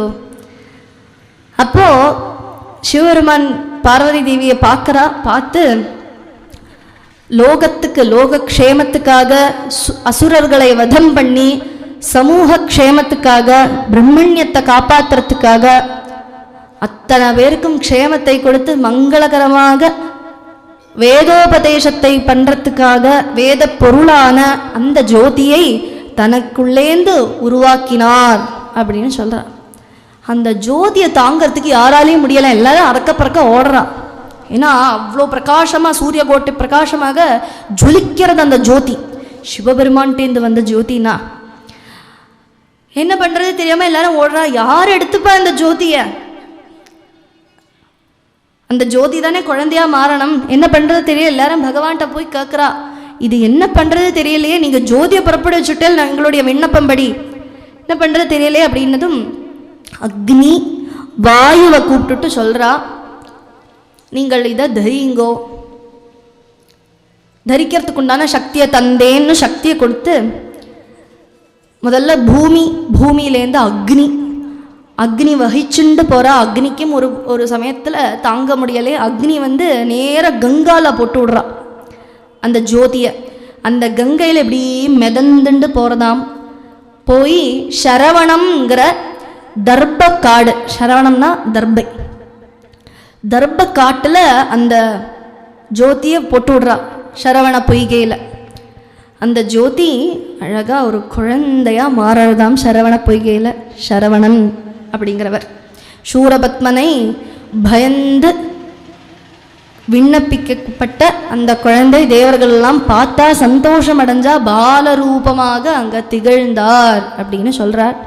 சுப்பிரமணியருடைய பிரபாவம், அவருடைய உத்பவம் இதுலேருந்து புரியறது. எப்பேற்பட்டவர் அந்த ஜோதி ஸ்வரூபன்னு புரியறது. சுப்பிரமணியனுக்கு பல நாமங்கள் உண்டுன்னு பார்த்துருக்கோம்லவா. அதில் அக்னி எடுத்துன்றதுனாலே அக்னி ஸ்வரூபனாக இருக்கார். அக்னியோடைய புத்திரங்கிற பேரில் அக்னி ஸ்வரூபமாக இருக்கார். கங்கால தானே மிதந்துட்டு போச்சு, அதனால காங்கேயன்னு பேர் வந்தது. சரவணத்தில் வந்ததுனால சரவண, பொய்கையில் பிறந்ததுனால சரவணன்னு பேர். அதுக்கப்புறம் பரமேஸ்வரர் கிருத்திகா நட்சத்திரம் எல்லாம் கூப்பிட்டுட்டு, நீங்கள் போய் அந்த குழந்தைய வளர்த்துங்க, பால் ஸ்தன்யபானம் பண்ணண்டாமா, குழந்தைக்கு பால் வேண்டாமா, அதுதானே அதுக்கு சாப்பாடே. அதனால் சரவணனுக்கு போய் நீங்கள் ஸ்தன்யபானம் பண்ணுங்கோன்னு சொல்கிறா. அவளுக்கு ரொம்ப கிருத்திகா நட்சத்திரம், அதனால வேதத்தில் இது ரொம்ப முக்கியமான நட்சத்திரமாக இருக்குது. கிருத்திகா நட்சத்திரம் மேஷம்படி தான் ஜோதிஷம்படி முதல்ல, ஆனால் வேதத்தில் கிருத்திகான்னு சொல்கிறான். ஏன்னா அந்த கிருத்திகா தேவிகள் அந்த சரவணனுக்கு ஸ்தன்யபானம் பண்ணி வச்சதுனாலே அந்த வைபவம் அவளுக்கு கொடுக்கப்பட்டது. ஷண்ணாம் ஷடானனோ பூத்வா ஜக்ராஹ ஸ்தனஜம் பயஹா. கிருத்திகா தேவிகள் 6 பேர் இருக்கா. இங்கே இந்த ஜோதிஸ்வரூபம் ஒரு பால ரூபமாக தென்பட்டதுன்னு சொன்னோமே, அந்த பாலன் ஒன்று தானே. இங்கே 6 பேர் இருக்கா, 6 பேரும் வா அப்படின்னு கூப்பிடுறா, கையை கூப்பிட்டு. முருகர் பார்த்தார், சரி 6 பேர்கிட்டையும் குடிச்சு விடுறோம்னு 6 வடிவமாக எடுத்தாராம். ஷண்ணாம் ஷடானனோ பூத்வா, 6 வடிவமாக எடுத்து 6 பேர்கிட்டையும் போய் கொஞ்சி குலாவி பாலை குடிச்சு அவளையும் ஆசீர்வாதம் பண்ணினா. இதெல்லாம் லீலை அவருடைய. ஷண்முகன், அப்படிதான் ஷண்முகன்னு பேர் வந்து 6 முகம் உடையவன். இதுக்கு 6 விதமாக இருக்கு. இது என்ன 6 முகம்னா 6 சக்கரம். நம்மளுடைய உடலில் இருக்கக்கூடிய 6 சக்கரங்கள் தான். மூலாதாரம், சுவாதிஷ்டானம், மணிபூரகம், அநாகதம், விஷுத்தி, ஆக்ஞா சக்கரம் அப்படின்னு 6 சக்கரங்கள் உண்டு. இந்த 6 சக்கரங்கள் தான் பகவானுடைய ஓரோ முகம், ஷண்முகம். அந்த முகம் என்ன பண்ண வைக்குமா, சஹஸ்ராரத்தில் போய் இங்கேருந்து பகவான் அடைய வைக்குமா. அதுதான் முருகனுடைய, அந்த பகவானுடைய திருவடி அடையறதுக்கு அந்த 6 முகங்களை பஜனை பண்ணாலே போதும்னு சொல்றது. இப்படி வியாசருடைய ஸ்காந்தம் புராணம் வந்து அந்த பகவானுடைய பிறப்பை சொல்றது. கச்சியப்பருடைய ஸ்காந்தம் அழகா சொல்றது தமிழ்ல. அருவமும் உருவமாகி அநாதியாய் பலவாயுன்றாய் பிரம்மமாய் நின்ற ஜோதி பிழம்பதோர் மேனியாகி கருணை கூர்முகங்களாரும் கரங்கள் 12 கொண்டே ஒரு திருமுருகன் வந்து ஆங்கு உதித்தனையன் உலகுமையா. அங்க உதித்தார் அப்படின்னு சொல்றார் கச்சியப்பர். அந்த முருகர் வந்துட்டு என்ன பண்ணினார் அப்படின்னாக்கா, நேராக போய் விஸ்வாமித்திரர் யாரு சொல்லியிருந்தேன், ராமாயணத்தில் ஸ்கந்தருடைய புகழ சொன்னவர் ராமருக்கு. அந்த விஸ்வாமித்திரரை கூப்பிட்டுட்டு முருகன் சொல்கிறார், எனக்கு நீங்கள் வந்து பிரம்மரிஷியான நீங்கள் எனக்கு உபநயனம் பண்ணி வைங்கோ, ஷோடச உபச்சாரங்கள்லாம் இருக்கும் இல்லையோ, அந்த அத்தனையும் பண்ணுங்கோ எனக்கு. அப்போ தான் எனக்கு ஒரு பிரம்மண்யம் எல்லாரும் ஒத்துப்பா. ஏன்னா முருகரே பூனல் போட்டுக்கலை, முருகரே சந்தியாவதனம் பண்ணலை அப்படின்னா நான் எதுக்கு பண்ணோம்னு நம்ம சொல்லிக்க தொடங்கிடுவோம். அதனால் அவர் ஒரு மார்க்கதர்ஷியாக இருக்கணும் அப்படிங்கிறதுனால விஸ்வாமித்திரரை கூப்பிட்டு அது பண்ணி வைங்கோன்னு முருகப்பெருமானே சொல்ல விஸ்வாமித்திரருக்கு ரொம்ப சந்தோஷம். அத்தனையும் பண்ணி வைக்கிறார், அவருடைய சம்ஸ்காரம் பூரா பண்ணி வைக்கிறார். ஸ்கந்தர் இப்படி ஜாதகர்மாலேருந்து எல்லாம் பண்ணி வச்சு திகழறார். நீங்கள் தான் என்னுடைய ஆத்துவாத்தியார்னு ஆர்டர் பண்ணிட்டார். அப்படியே ஆகட்டும், என்னுடைய பாக்கியம்னு விஸ்வாமித்திரனும் சொல்ல, எப்படி இருந்தார் இப்போ எப்படி இருக்கார் முருகர் அப்படிங்கிறது பாலதேவராயருடைய வரிகள்லேருந்து நம்மள அனுபவிக்கலாம். அது ரொம்ப அழகா இருக்கும் முருகர் எப்படி இருந்தார்.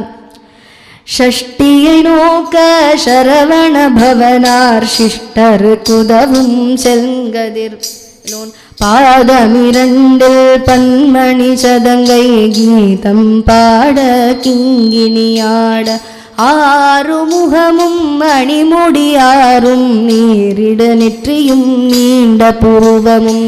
6 முகமும் அணிமுடியாரும் நீரிட நெற்றியும், நீர் போட்டிருக்காராம், நீண்ட புருவமும் பன்னீரு கண்ணும் பவளச்சவாயும் நன்மேனி நெற்றியில் நவமணி சுட்டியும்.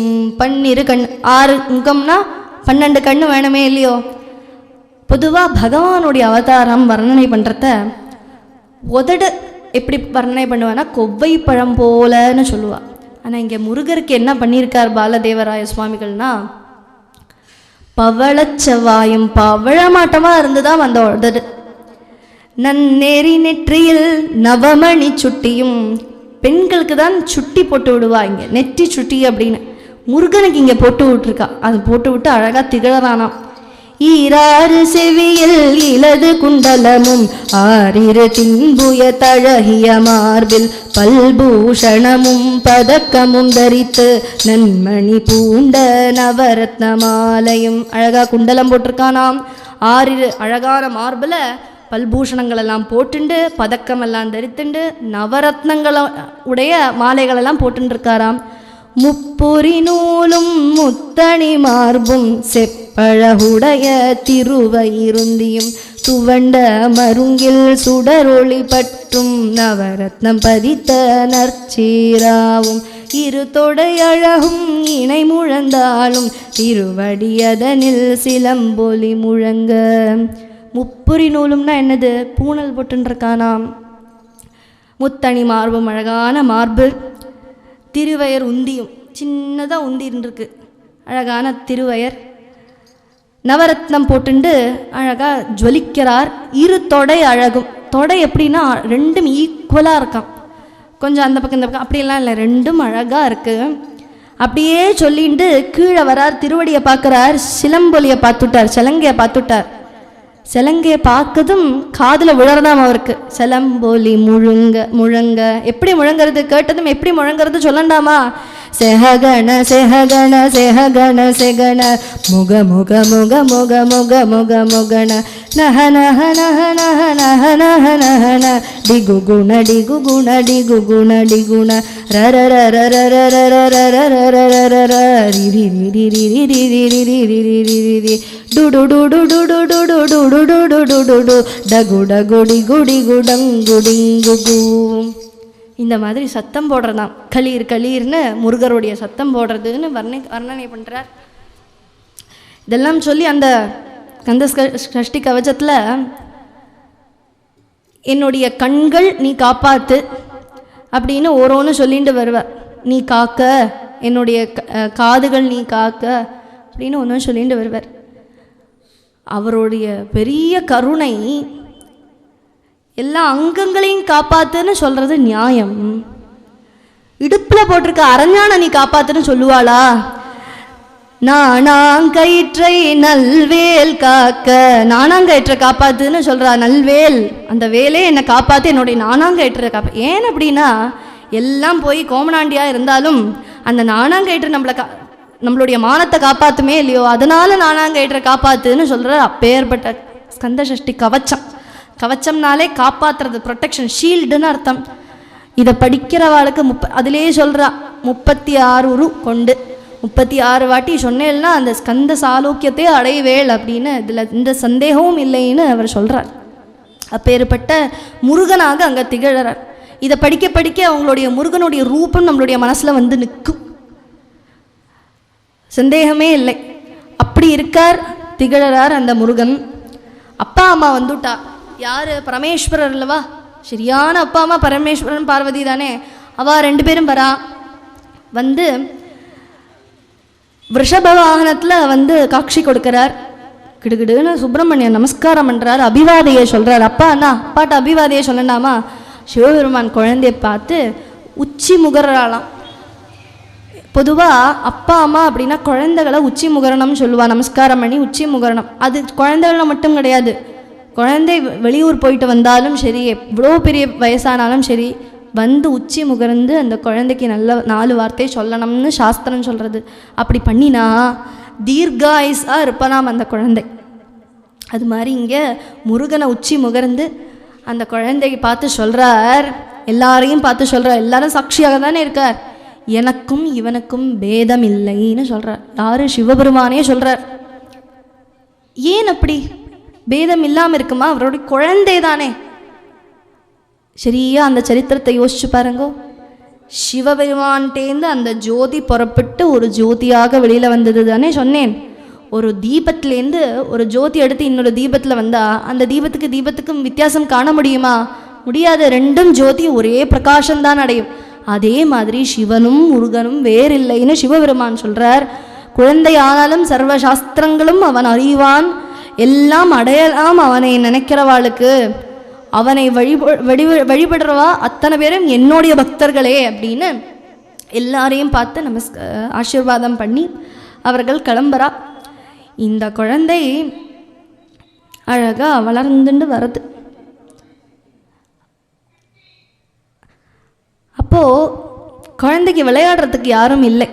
சிவபெருமான் நினச்சார் ஒரு லீலையாக பண்ணிவிடலாம்னு. அம்பாள் இப்படி அழகாக நடந்துட்டு வராளாம். எப்படி இருக்கா அம்பாள்?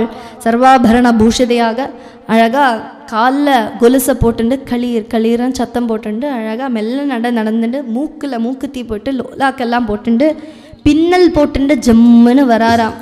பின்னல்களை போட்டு பிச்சிப்பூ சூடிடுவாய், பித்தனுக்கு இணையாக நர்த்தனம் ஆடிடுவாய், சின்னஞ்சிறு பெண் போலே சிற்றாடை இடையுடுத்தி சிவகங்கை குளத்தருகே ஸ்ரீ துர்கை சிரித்திருப்பாள், சின்னஞ்சிறு பெண் போலே அழகாக பின்னலை போட்டு பிச்சிப்பூ சூடி அழகாக நடந்து வராளாம். சிவபெருமான் கூப்பிட்டா கௌரி. அது கேட்டதும் கிடுகுடுன்னு ஓடுறாளாம் அறக்க பறக்க. ஏன்னா சிவபெருமான் கூப்பிட்டுட்டாரேன்னு ஓடுறான். ஓடுறதுல அந்த செலங்கை பொட்டி 9 கிழக்குங்கிற சாதனங்கள் கீழே விழுந்து விட்டான். அதுலேருந்து சிவபெருமான் அதை பார்த்ததும் அதுலேருந்து பெண்கள் ஆவிர்பாவம் ஆவராளாம். நவசகி அப்படின்னு லலிதா சஹஸ்ரநாமத்திலையும் சொல்கிறது. இது நவசகிகள் வந்தார்கள். ஏன்னா பார்வதி தாயாருக்கும் விளையாடுறதுக்கு யாரும் இல்லை, கூட இருக்கிறதுக்கு யாரும் இல்லை. அதனால் நவசகிகள் ஏற்பட்டா. பார்வதியுடைய வருத்தம் தீர்த்துட்டார். ஸ்கந்தனுடைய வருத்தம் தீர்த்தனாமா? அந்த பெண்மணிகளை பார்த்தா உங்களுக்கெல்லாம் குழந்தைகள் உண்டாகட்டும் அப்படின்னு கடாட்சம் பண்ணினா. கடாட்சம் பண்ணினதும் அவளுக்கெல்லாம் குழந்தை ஏற்படுறது. 9 பேர்ல 9 குழந்தைகள். யாரெல்லாம் அப்படின்னா ரெக்தவல்லி அப்படிங்கிற ஒரு பெண்மணிகிட்டேருந்து வீரபாகு அப்படின்னு ஒரு குழந்தை. இந்த மாதிரி வீரகேசரி, வீரமகேந்திரன், வீரமகேஸ்வரன், வீரபுரந்தரன், வீர ராட்சசன், வீர மார்த்தாண்டன், வீராந்தகன், வீரதீரன் அப்படின்னு 9 பேர், 9 குழந்தைகள் வந்தாலாம். இந்த 9 குழந்தைகள் வந்தது முருகருக்கு சந்தோஷம். ஏன்னா ஃப்ரெண்ட்ஸ் யாருமே இல்லை, தனியாக தான் விளையாடின்னு இருந்தான். தனியாக எப்படி விளையாடின்னு இருந்தான்னு சொல்கிறது. 14 லோகம் உண்டே இல்லையோ, புவர் சுவர் லோகம், கீழே ரசாதலம், பாதாளம், நரகம் வரைக்கும், மேலே சொர்க்கம் வரைக்கும் இவன் போய் விளையாடுறானா, தாவறானா. ஓரோ லோகத்தில் போய் என்னாவது விளையாடுறதுக்கு இருக்கா, சாமான் இருக்கான்னு போய் பார்த்துட்டு வரானா. அப்படியெல்லாம் ரொம்ப சேட்டை பண்ணிட்டு இருந்தான். சிவன் இப்படி கூப்பிடுவாராம், வாடா அப்படின்னு கூப்பிடுவாராம். ஒரு தாவிட்டு சிவன் மடியில் உட்காந்துப்பறான்.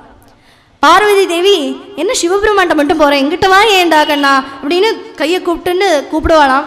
சிவபெருமான்ட்டேருந்து ஒரு தாவி பார்வதிகிட்ட போவாளாம். இப்படி ஓவர் ஆக்டிவாக இருந்தாராம் சுப்பிரமணியர்.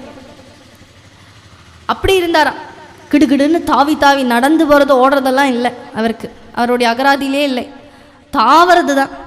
இப்படியெல்லாம் சேட்டை பண்ணிட்டு இருக்கிறவனுக்கு ஒரு விளையாடுறதுக்கு யாரும் இல்லையோன்னு நினச்சிட்டு சிவபெருமான் 9 குழந்தைகளை கொடுத்துட்டார். இந்த 9 பேரும் குழந்தைகள். இப்போ வீரபாகுன்னு சொல்கிறோமே, அவர் தான் இப்போ மேற்கொண்டு இருக்கக்கூடிய சரித்திரத்தில் ஒத்தாசையாக இருக்க போகிறார் முருகருக்கு. 9 பேரும் தான் முருகருக்கு ஒத்தாசை பண்ணிட்டு அத்தனை விஷயங்களையும் ஏற்பாடு பண்ணக்கூடியவன் 9 பேர் தான். ரொம்ப முக்கியம் அதில் வீரபாகு அப்படிங்கிறவர். இப்படி 9 பேர் கூட விளையாடுறார். கோலாகலம் தானே. ஸ்கந்தா குஹா ஞான ஸ்கந்தா குஹா சிவகுருநாதா ஸ்கந்தா குஹா भक्तवत्सल भवपाशबन्धहर भुक्तिमुक्तिप्रद भुवनसुन्दरा माधवप्रिय मदनान्तकनन्दन मारकोटिसम मञ्जुलभूषण मञ्जुलभाषण शरवणभव शक्त्यायुधधरणा शरणागतहित शूरसंहरणा स्कन्दा गुहा ज्ञानस्कन्दा गुहा शिवगुरुनाथा ஸ்கந்தா குஹா. இந்த மாதிரி நாமாவலிகள் எல்லாம் எழுதினது கோவிந்தபுரத்தில் ஞானேஸ்வர் அப்படிங்கிற பாகவதர். அவருடைய நாமாவலி இதெல்லாம் அற்புதமாக இருக்குது, ரொம்ப சுலபமாக இருக்குது. நாமாவலிகள் அப்படின்னாலே நாமம்னா எல்லாருக்கும் சொல்லும்படியாக இருக்கலாம். நாமத்தினுடைய ஆவலி. அதே மாதிரி தான் அக்ரஹாரம். இப்போ இந்த கோவில் வந்து ரத்னமாக இருக்குது, பெண்டண்ட்டாக இருக்குது, நடுவில் இருக்கக்கூட மாலையில். இது பூரா ஒரு மாலை பகவானுக்கு, அக்ரஹாரம். அதே மாதிரி நாமாவலி, ஆவலியான நாமங்களுடைய ஆவலி வரிசைகள் அழகாக அப்படி பண்ணியிருக்கார். அவருக்கு நமஸ்காரம் பண்ணிக்கிறேன் இந்த சந்தர்ப்பத்தில். மேலும் இந்த குரு பரனாக இருக்கக்கூடிய இந்த சுப்பிரமணியர் என்னெல்லாம் பண்ணினார், லீலைகள் என்னெல்லாம் பண்ணினார்னு அடுத்தது. முதல் லீலை நேராக ரிஷபம், சிவபெருமானுடைய வாகனம் ரிஷபம். அந்த ரிஷபத்துக்கு மேலே ஏறி தாவி கீழே விழுந்து, மேலே ஏறி வாழை பிடிச்சு, மேலே ஏறி அந்த கொம்பை பிடிச்சு இழுத்து, கொம்புக்கு நடுவில் இடம் இருக்குமே 2 கொம்புக்கு, அதில் அழுக்கெல்லாம் இருக்குமா, அதெல்லாம் சுரண்டி சொரிஞ்சு விட்டு இதெல்லாம் பண்ணுற. ரிஷபத்துக்கு கோபம் வரணுமே இல்லையோ, என்னடா அது யாரா அது அப்படின்னு கோபம் வரணும்லவா, அது சுகமாக இருந்துதான். ஏன்னா வேதத்தில் சொல்கிறது, ரிஷபத்தினுடைய 2 கொம்புக்கு நடுவில் சொரிஞ்சு விட்டால் அஸ்வமேதையாக பலன் கிடைக்குமா. அதே மாதிரி மாட்டுக்கு இங்கே சொரிஞ்சு விட்டா கழுத்துக்கு, அது கழுத்தை காட்டுமே இல்லையோ, அதை சொரிஞ்சு விட்டாலும் பெரிய பலன்னு வேதம் சொல்கிறது. அதனால் இந்த ரிஷபத்துக்கு நடுவில் அழுக்கு இருக்கும், அதுக்கு சொரிஞ்சுக்கவும் முடியாது. யாராவது சொரிஞ்சு விட மாட்டாளான்னு ஏங்கின்றது தான் ரிஷப வாகனம். முருகர் வந்து அந்த ஒத்தாசை பண்ணி வைக்கிறார், நீ என்ன வேணும்னா பண்ணிக்கோ அப்படின்னு அவரும் காட்டி கொடுக்குறாராம். எப்படியெல்லாம் பண்ணால் போர் அடிச்சு படுத்து நேராக போய் கிரகமண்டலத்துக்கெல்லாம் போகிறா, கிரகத்துல எல்லாம் திருப்பி திருப்பி விட்டு விட்றா. அதுக்கப்புறம் அதுவும் போர் அடிச்சு விடுத்து, கருடரும் ஆதிசேஷனும் இருக்கார் இல்லையோ கிருஷ்ணருக்கு வாகனமாக. இவா 2 பேரையும் பார்க்குறார் ஸ்கந்தர். 2 பேருக்கும் உள்ள சண்டையை கோல் மூட்டி விட்டுட்டு போயிடுறார், கிளம்பிடுறாராம். சத்தியலோகம் போய் பிரம்மாவை பார்க்குறார், சுற்றி சுற்றி வரார். இவர் யார் இது அப்படின்னு பார்க்குறார். பிரம்மதேவரோ தபஸில் இருக்கார், சிருஷ்டியோடைய காரியம் பண்ணண்டாமா, அவர் தபஸில் இருக்கார். ஒரு அழகான கோத்திரமான பூணல் போட்டிருக்காராம், குடுமி வச்சுருக்காராம். இந்த பூணலையும் இழுத்துண்டு குடுமியில் கட்டிவிட்டு கிளம்பி போயிட்டார். இப்படி பிரம்மருக்கு சோதனை. அதே மாதிரி சத்தியலோகம் போய் இதெல்லாம் விஷயங்கள். அதுக்கப்புறம் வீணை எடுத்துட்டு வந்து வீணையை வாசிக்கிறேன்னு சொல்லி வீணையை வாசித்து காட்டுறாராம். புல்லாங்குழலை எடுத்து வந்து புல்லாங்குழலை வாசித்து காட்டுறாராம். 7 கடலையும் போய் ஒன்னாக்கிடுறேன்னு கிளம்பி புறப்பட்டார். 7 கடலையும் ஒன்னாக்கிடுறேன்னு. இந்த மாதிரி அட்டூழியம் குறும்புனா அவ்வளோ சேட்டை, அவ்வளோ லீலைகள் பண்ணியிருக்கார்.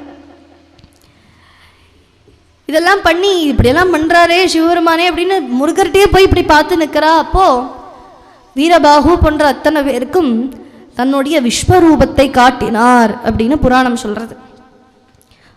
விஸ்வரூபத்தை பார்த்தது ஆஹா ஆஹா, தேவர்கள்லாம் அசந்து போகிறா. இது சாதாரண குழந்தை இல்லை, இது அசுர குழந்தையோன்னு யோசிச்சாவா. அசுரர் கிடையாது, விஸ்வரூபன்.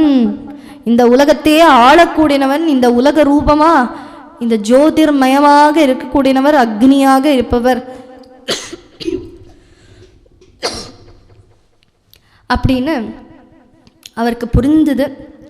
முருகனை வழிபட்டா. மேலும் விளையாடின்னு இருந்தா. அப்போ பிள்ளையார் அங்கே ஓரமாக உட்காந்துட்டு இருக்கார், சாப்பிட்டுன்னு இருக்கார் குழக்கட்டை. இங்கே நாரதர் வராராம். ஒரு கதையை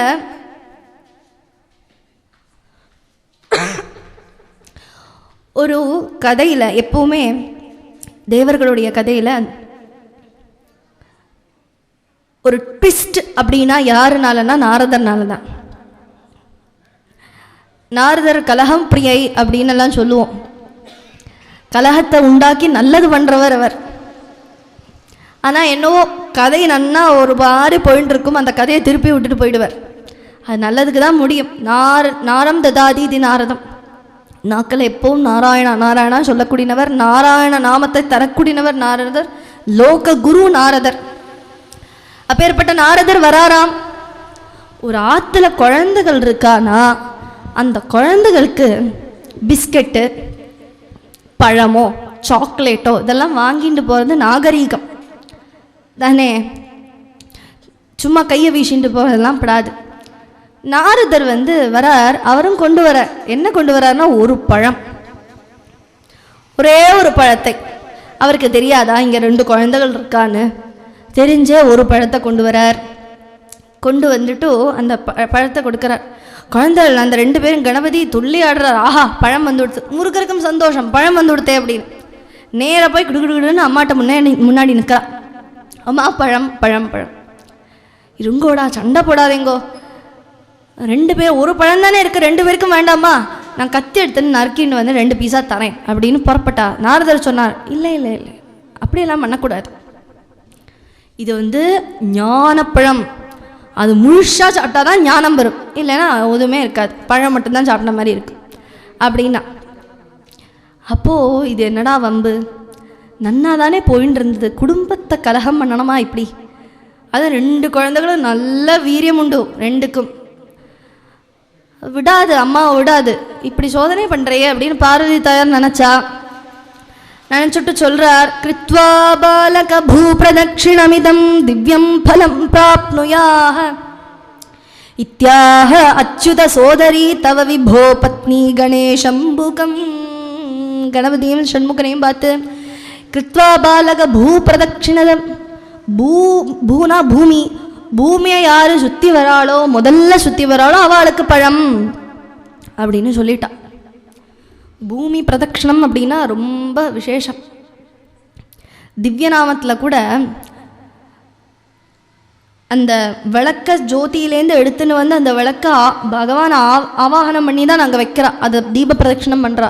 அதுலேயும் சொல்கிறா பூ பிரதட்சிண ஜபம் பலம், அந்த பூமியை சுற்றி வந்தா மாதிரி ஒரு பலனாக அந்த பகவானை சுற்றி வந்தா. அதே மாதிரி இந்த பூமியை யார் சுற்றி வராளோ முதல்ல அவளுக்கு இந்த பழத்தை தருவேன் அப்படின்னு சொல்லிட்டா.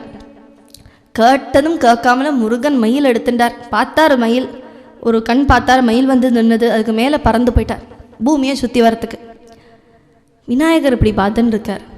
அதே மாதிரி முருகன் பார்த்த மாதிரியே பார்க்குறார். அங்கே யார் இருக்கா? மூஷிகன் இருக்கார். அவரால் ஓட முடியும், பறக்க முடியுமா? அவரோடு இந்த பூமியை சுற்றி வர முடியுமா? இல்லை, சுற்றி வந்தால் தான் பழம், அதுக்குள்ள பழம் போய் காலங்களாக இருக்கும், முடியாதுன்னு புரிஞ்சுடுத்தோ. இவரும் கிடுகிடுன்னு ஓடியெல்லாம் போக முடியாது, நன்னா காத்திரமாக இருக்கார், அவர் நடக்கிறது முடியாது, சோகமாயிட்டார். ஒரு விஷயம் நடக்கலை அப்படின்னா சோகம் வரும்லவா? அம்மா அம்மான்னு ஓன்னு அழறான். பாரதி தாங்க முடியலை, நேரம் வந்து என்னாச்சுரா உட்காந்தே, ஏன் அழறாய்? அம்மா பழம், என்னால் பூமியெல்லாம் சுற்றிட்டு வர முடியாது, என்னை பற்றினா உனக்கு தெரியுமே, ஆனால் எனக்கு பழம் வேணுமே அப்படின்னு ஓன்னு அழறான். கவலைப்படாதேடா, அங்கே பாரேன், யார் உட்காந்துருக்கா பாரேன், அப்பா உட்காந்துருக்கா. நீ அப்பாவை சுற்றி வந்தாலே பூமியை சுற்றி வந்த பலன்டா அப்படின்னு சொன்னான். கிடுகிடுன்னு எழுந்துட்டார். ஜகத பிதரவு வந்தே பார்வதி பரமேஸ்வரவு. இந்த பூமி பூரா யாருக்குள்ளேருந்து எங்கிறதோ அந்த பரமேஸ்வரன் பார்வதியை சுற்றி ஒரு பரிக்கிரமம் பண்ணிண்டு அம்மா பழம் கையை காட்டின்றான். உமாபதியே உலகம் என்றாய் ஒரு சுற்றினிலே வலமும் வந்தாய் கணநாதனே மாங்கனியை உண்டாய் கதிர்வேலவனின் கருத்தில் நின்றாய் விநாயகனே வினை தீர்ப்பவனே. உமாபதியே உலகம் என்று சொல்லி சுற்றி வந்து அம்மா பழம் கேட்டா. அம்மாவுக்கு என்ன பண்ண முடியும்? கொடுத்ததான் முடியும், கொடுத்துட்டார். இங்கே யாரோ போயிருக்காரு சுற்றி வரத்துக்கு, சுப்பிரமணியன் சுற்றி வந்து பார்க்குறார். சுற்றி வந்துவிட்டேனே, பழம் எங்க அப்படின்னு பார்த்தா பழம் வயத்தில் அப்படி தடவின்னு இருக்கார். விநாயகர் வயத்தில் போயாச்சு. தெரிஞ்சு கொடுத்து என்ன நடந்தது விஷயம்னு. கோபா குலஹா, கோபம் வந்து கொடுத்து சுப்பிரமணியனுக்கு. அப்ராப்னுவன் சிந்திதம் பலம், எனக்கு வந்து பழத்தை கிடைக்கலை, பழம் கிடைக்கலைன்னு கோபம் வந்தது சுப்பிரமணியனுக்கு. அம்மா பாரபட்சம் பார்க்கக்கூடாது, நீங்கள் பார்த்தேன் அப்படின்னு கோபத்தில் கிடுகிடுன்னு கிளம்பி போயிட்டார். போகிற வழியில் தன்னுடைய வஸ்திரத்தையெல்லாம் ஊறி தன்னுடைய அழகாக போட்டு விட்டுருக்கா. அம்மா பார்த்து பார்த்து அலங்காரம் பண்ணுவானாம் முருகனுக்கு. எல்லாத்தையும் அழிச்சு அழிச்சு அம்மா மேலே கோபமாம் சுப்பிரமணியனுக்கு. அதனால அம்மா போட்டது எதுவுமே வேண்டாம் அப்படின்னு சொல்லுவோமே. குழந்தைகள் சண்டை போட்டாச்சுன்னா நீ பண்ண சாப்பாடு வேண்டாம் சொல்லிட்டு கிளம்பி போயிடுமே, அது மாதிரி நீ பண்ணது எதுவுமே வேண்டான்னு அம்மா மேலே கோபம் எல்லாத்தையும் அழிச்சு போட்டு கிடுகிடுன்னு ஓடுறாராம். இங்க தாயார் பின்னாடி போறா. குமரா குமரா குமரா அப்படின்னு. யார் பின்னால் நம்ப போகிறோமோ அந்த தேவியே முருகன் பின்னால் போகிறா. குமரா குமரா எங்கே போகிறேன் பின்னாடியே போகிறா. ஆனால் காணலை. நாரதர் இருக்காரே, நாரதர்னாலே தானே இത്രയും வம்பு. போய் பார்த்துட்டு வாங்கோ அப்படின்னு நாரதரை அனுப்புகிறா. நாரதரை பார்த்துட்டு வர்றார். வந்து சொல்கிறார், அழகு தெய்வமாக வந்து பழனிமலை மீதில் நிற்கும் ஆதிசக்தி அன்னை தந்தபாலன் அவன் அசுரத்தன்மை வென்ற வடிவேலன். அழகு தெய்வமாக வந்து பழனிமலை மீதில் நிற்கும். அழகு தெய்வமாக வந்தவன் பழனி மேலே நின்றுருக்கான். எப்படி பழனின்னு ஒரு ஊர், அலங்காரம் எல்லாத்தையும் அழிச்சுண்டு போட்டு ஒரே ஒரு ருத்ராட்ச கொட்டத்தை போட்டுண்டு கோமணாண்டியா நின்றுருக்கான் அப்படின்னு நாரதர் சொல்லிட்டு போயிட்டார். பார்வதி தேவி பின்னாடியே போடுறா. எங்கே பழனி ஊருன்னு பழனி வந்து விட்டா. அங்கே பார்த்தா எல்லாத்தையும் அழிச்சு போட்டு தண்டபாணியாக கோமணாண்டியாக அந்த பழனியில் திகழ்ந்துருக்கார். தேவி அம்மாவுக்கு தாங்குமா? நம்மளுக்கு முருகா முருகான்னு நமஸ்காரம் பண்ணுவோம், அதை பார்த்து திகச்சு போவோம். ஆனால் அம்மாவாக இருக்கிறத எல்லாம் அலங்காரம் வேற போட்டு விட்டு பார்த்து போட்டு விட்டு அழிச்சு போட்டுட்டு கோபத்தில் இப்படி நின்றுட்டு இருந்தா அம்மாவுக்கு தாங்குமா? என்ன குழந்தை நீ இப்படி பண்ணுறாய்? கெஞ்சறாளாம் குழந்தைட்ட. என்னப்பா இங்கே வந்து எழுந்தருள்றாய் அப்படின்னு கேட்டா. முருகன் சொல்கிறா, உங்கள்கிட்ட நான் பேச மாட்டேன். நீங்கள் தானே பாரபட்சம் பார்த்தேன், பழத்தை கொடுத்தலே எனக்கு எங்க பழம் அப்படின்னு கேட்குற. பா பழனி ஞான பழம் உன்னை பாட பாட இனிக்குதப்பா. ஓ அழகு தெய்வமப்பா நீ குழந்தை வேலனப்பா. மழலை மொழியாலே உன்னை பாட பாட இனிக்குதப்பா. அழகு தெய்வமப்பா. பழனி ஞானப்பழம் உன்னை பாட பாட இனிக்குதப்பாப்பா. உனக்கு எதுக்கு ஞானப்பழம்? நீயே ஞானப்பழமாக நின்றுருக்கே, உனக்கு இன்னொரு பழம் வேணாமா அப்படின்னு கெஞ்சி கூத்தாடி. குழந்தைகளுக்கெல்லாம் கொஞ்சம் சோப்பு போடுறது ரொம்ப பிடிக்கும். நீ எப்பேற்பட்ட ஆள், உன்னால் முடியாதது உண்டா அப்படின்னு 4 வார்த்தை நல்ல வார்த்தை சொன்னால் கோபம் தனியும். சரி சாப்பிட போகலான்னு கிளம்பி வந்துவிடுவா இல்லையா? அது மாதிரி பார்வதி தேவி நீயே ஒரு ஞானப்பழமாச்சே, உனக்கு பழம் வேணாமா அப்படின்னு பேசி கூத்தாடி கெஞ்சி அழைச்சிட்டு போயிட்டாளாம் கைலாசத்துக்கு. சரி வரேன் அப்படின்னு அழைச்சிட்டு போயிட்டாளாம். இப்படி ஒரு கதை. இன்னொரு லீலை. இதெல்லாம் ஒரு லீலைகள் தான். ஞானப்பழமாக இருக்கார், ஞானமே வடிவமாக இருக்கார் பழனியில் ஆண்டிக்கோலத்தில் அப்படின்னு காட்டுறதுக்காக இந்த ஒரு கதை. இது பழத்துக்கு வேண்டியெல்லாம் சண்டை போட்டுட்டு போகிறவரா அவர். கதை மூலமாக எப்போவுமே பிரம்மத்தை பரபிரம்மம் இதுதான் அப்படின்னு சொன்னால் புரியாது சொன்னேன்லவா, அதுக்கு கதை வேணுமே. கதை மூலமாக சொல்லி இதனால தான் அவர் இப்படி தான் இருப்பார் அப்படின்னு காட்டித்தரத்துக்கு வேண்டி. இப்படி ஒரு சமயம் இன்னொரு லீலை. நாரதர் அப்படின்னு ஒருத்தர், நாரத முனிவர் கிடையாது, ஒரு பிராமணன். நாரதர் வந்து யாகம் பண்ணுறார். அங்கே யாகம் பண்ணின்னு இருக்கிறத ஒரு பெரிய ஆடுனா அசுரன், அதுக்குள்ள அசுரன். அந்த ஆடு வந்து அந்த யாகத்துலலாம் போய் சென்னாபரணமாக்கி எல்லாரையும் துவம்சம் பண்ணி எல்லா லோகத்துலேயுமே தேவர்களெல்லாம் கஷ்டப்படுத்தி இப்படியெல்லாம் பண்ணின்னு இருக்கு. என்ன பண்ணுறது தெரியாமல் முருகான்னு எல்லாரும் கூப்பிட்டு முருகன் பார்த்தார். என்னாச்சு ஒரு ஆடு அப்படிங்கிற அசுரன், இவன் தான் சூரபத்மனோ தோன்றது, நீ வந்து என்னை காப்பாற்று அப்படின்னு கேட்குறத மன்றாடி கேட்குறத சரி அப்படின்னு அவர் கிளம்பி வந்தாராம். கிளம்பி வந்து பார்த்தா ஆடு ஒரு அசுரனாக இருக்கார். யாராலையும் தடுக்க முடியறதில்லை. இவர் என்ன பண்ணிவிட்டார், தன்னுடைய மயிலை விட்டுட்டு அந்த ஆடு மேலே ஏறி உட்காந்துட்டாராம். உட்காந்து ஒரு அடக்கினாராம். அதை அடங்கி கீழே விழுந்துடுத்து. அந்த அசுரன் நமஸ்காரம் பண்ணிட்டார். என்ன உனக்கு வரம் வேணும்னு சுப்பிரமணியன் கேட்குறார். அசுரன்ட்டே கேட்குறார். சொல்கிறா எனக்கு உன்னுடைய வாகனமாக இருக்கணும்னு. அப்படியே இருன்னு ஆட்டுக்கடா வாகனம்னு முருகனுக்கு உண்டு. முதல் வாகனம் அதுதான், ஆடு வாகனம். ஏன்னா அக்னியோடைய தேவதை ஆடு, அக்னிக்கு ஆடு தான் கொடுப்பா. அக்னி ஸ்வரூபம் தானே முருகன். அதனால முருகனுக்கு ஆட்டுக்கடா வாகனமாக வந்தது. தேவர்கள்ட்ட எல்லாம் சொல்கிறா, உங்களால் எனக்கு ஒரு வாகனம் கிடச்சி கொடுத்தோம், அதனால நீங்கள் என்ன சொல்கிறீங்களோ அது கேட்குறேன் அப்படின்னு சொல்கிறா. அப்படி ஒரு லீலை. இன்னொரு லீலை, இவர் உட்கார்ந்துருக்கார். ஒரு பக்கம் முருகர்னா ஒரு பக்கம் கணபதியார். இப்படி தானே உட்காந்துருப்பா. எல்லா கோவில்லையும் பொறுத்த அவளை தாண்டி தான் நம்ம சிவபெருமானை பார்க்க முடியும். அவள் காவலாளியாக எல்லாம் பார்த்துட்டு வரவா புறவாளின்னு எண்ணிக்கையெல்லாம் பார்த்துட்டு இருப்பாள். ஏன்னா குழந்தைகளுக்கு என்ன சுவாரஸ்யமாக விளையாட வேண்டாமோ. அப்படி இருக்கிறது ஒரு பிரம்மதேவர் வரார். பிரம்மதேவர் வந்துட்டு அது இன்னும் முருகர் வந்து ஒரு லீலை பண்ணணும் அப்படிங்கிறதுனாலேயே பிரம்மதேவருடைய புத்தி எடுத்துட்டுட்டார். பிரம்மதேவர் ஃபஸ்ட்டு யார் காவல்காரால் இருக்கோ அவளை நமஸ்காரம் பண்ணிக்கிட்டு தானே போனோம். எதுவுமே பார்க்காம போயிட்டார் சிவபெருமானை பார்க்க. முருகர் பார்த்தார்.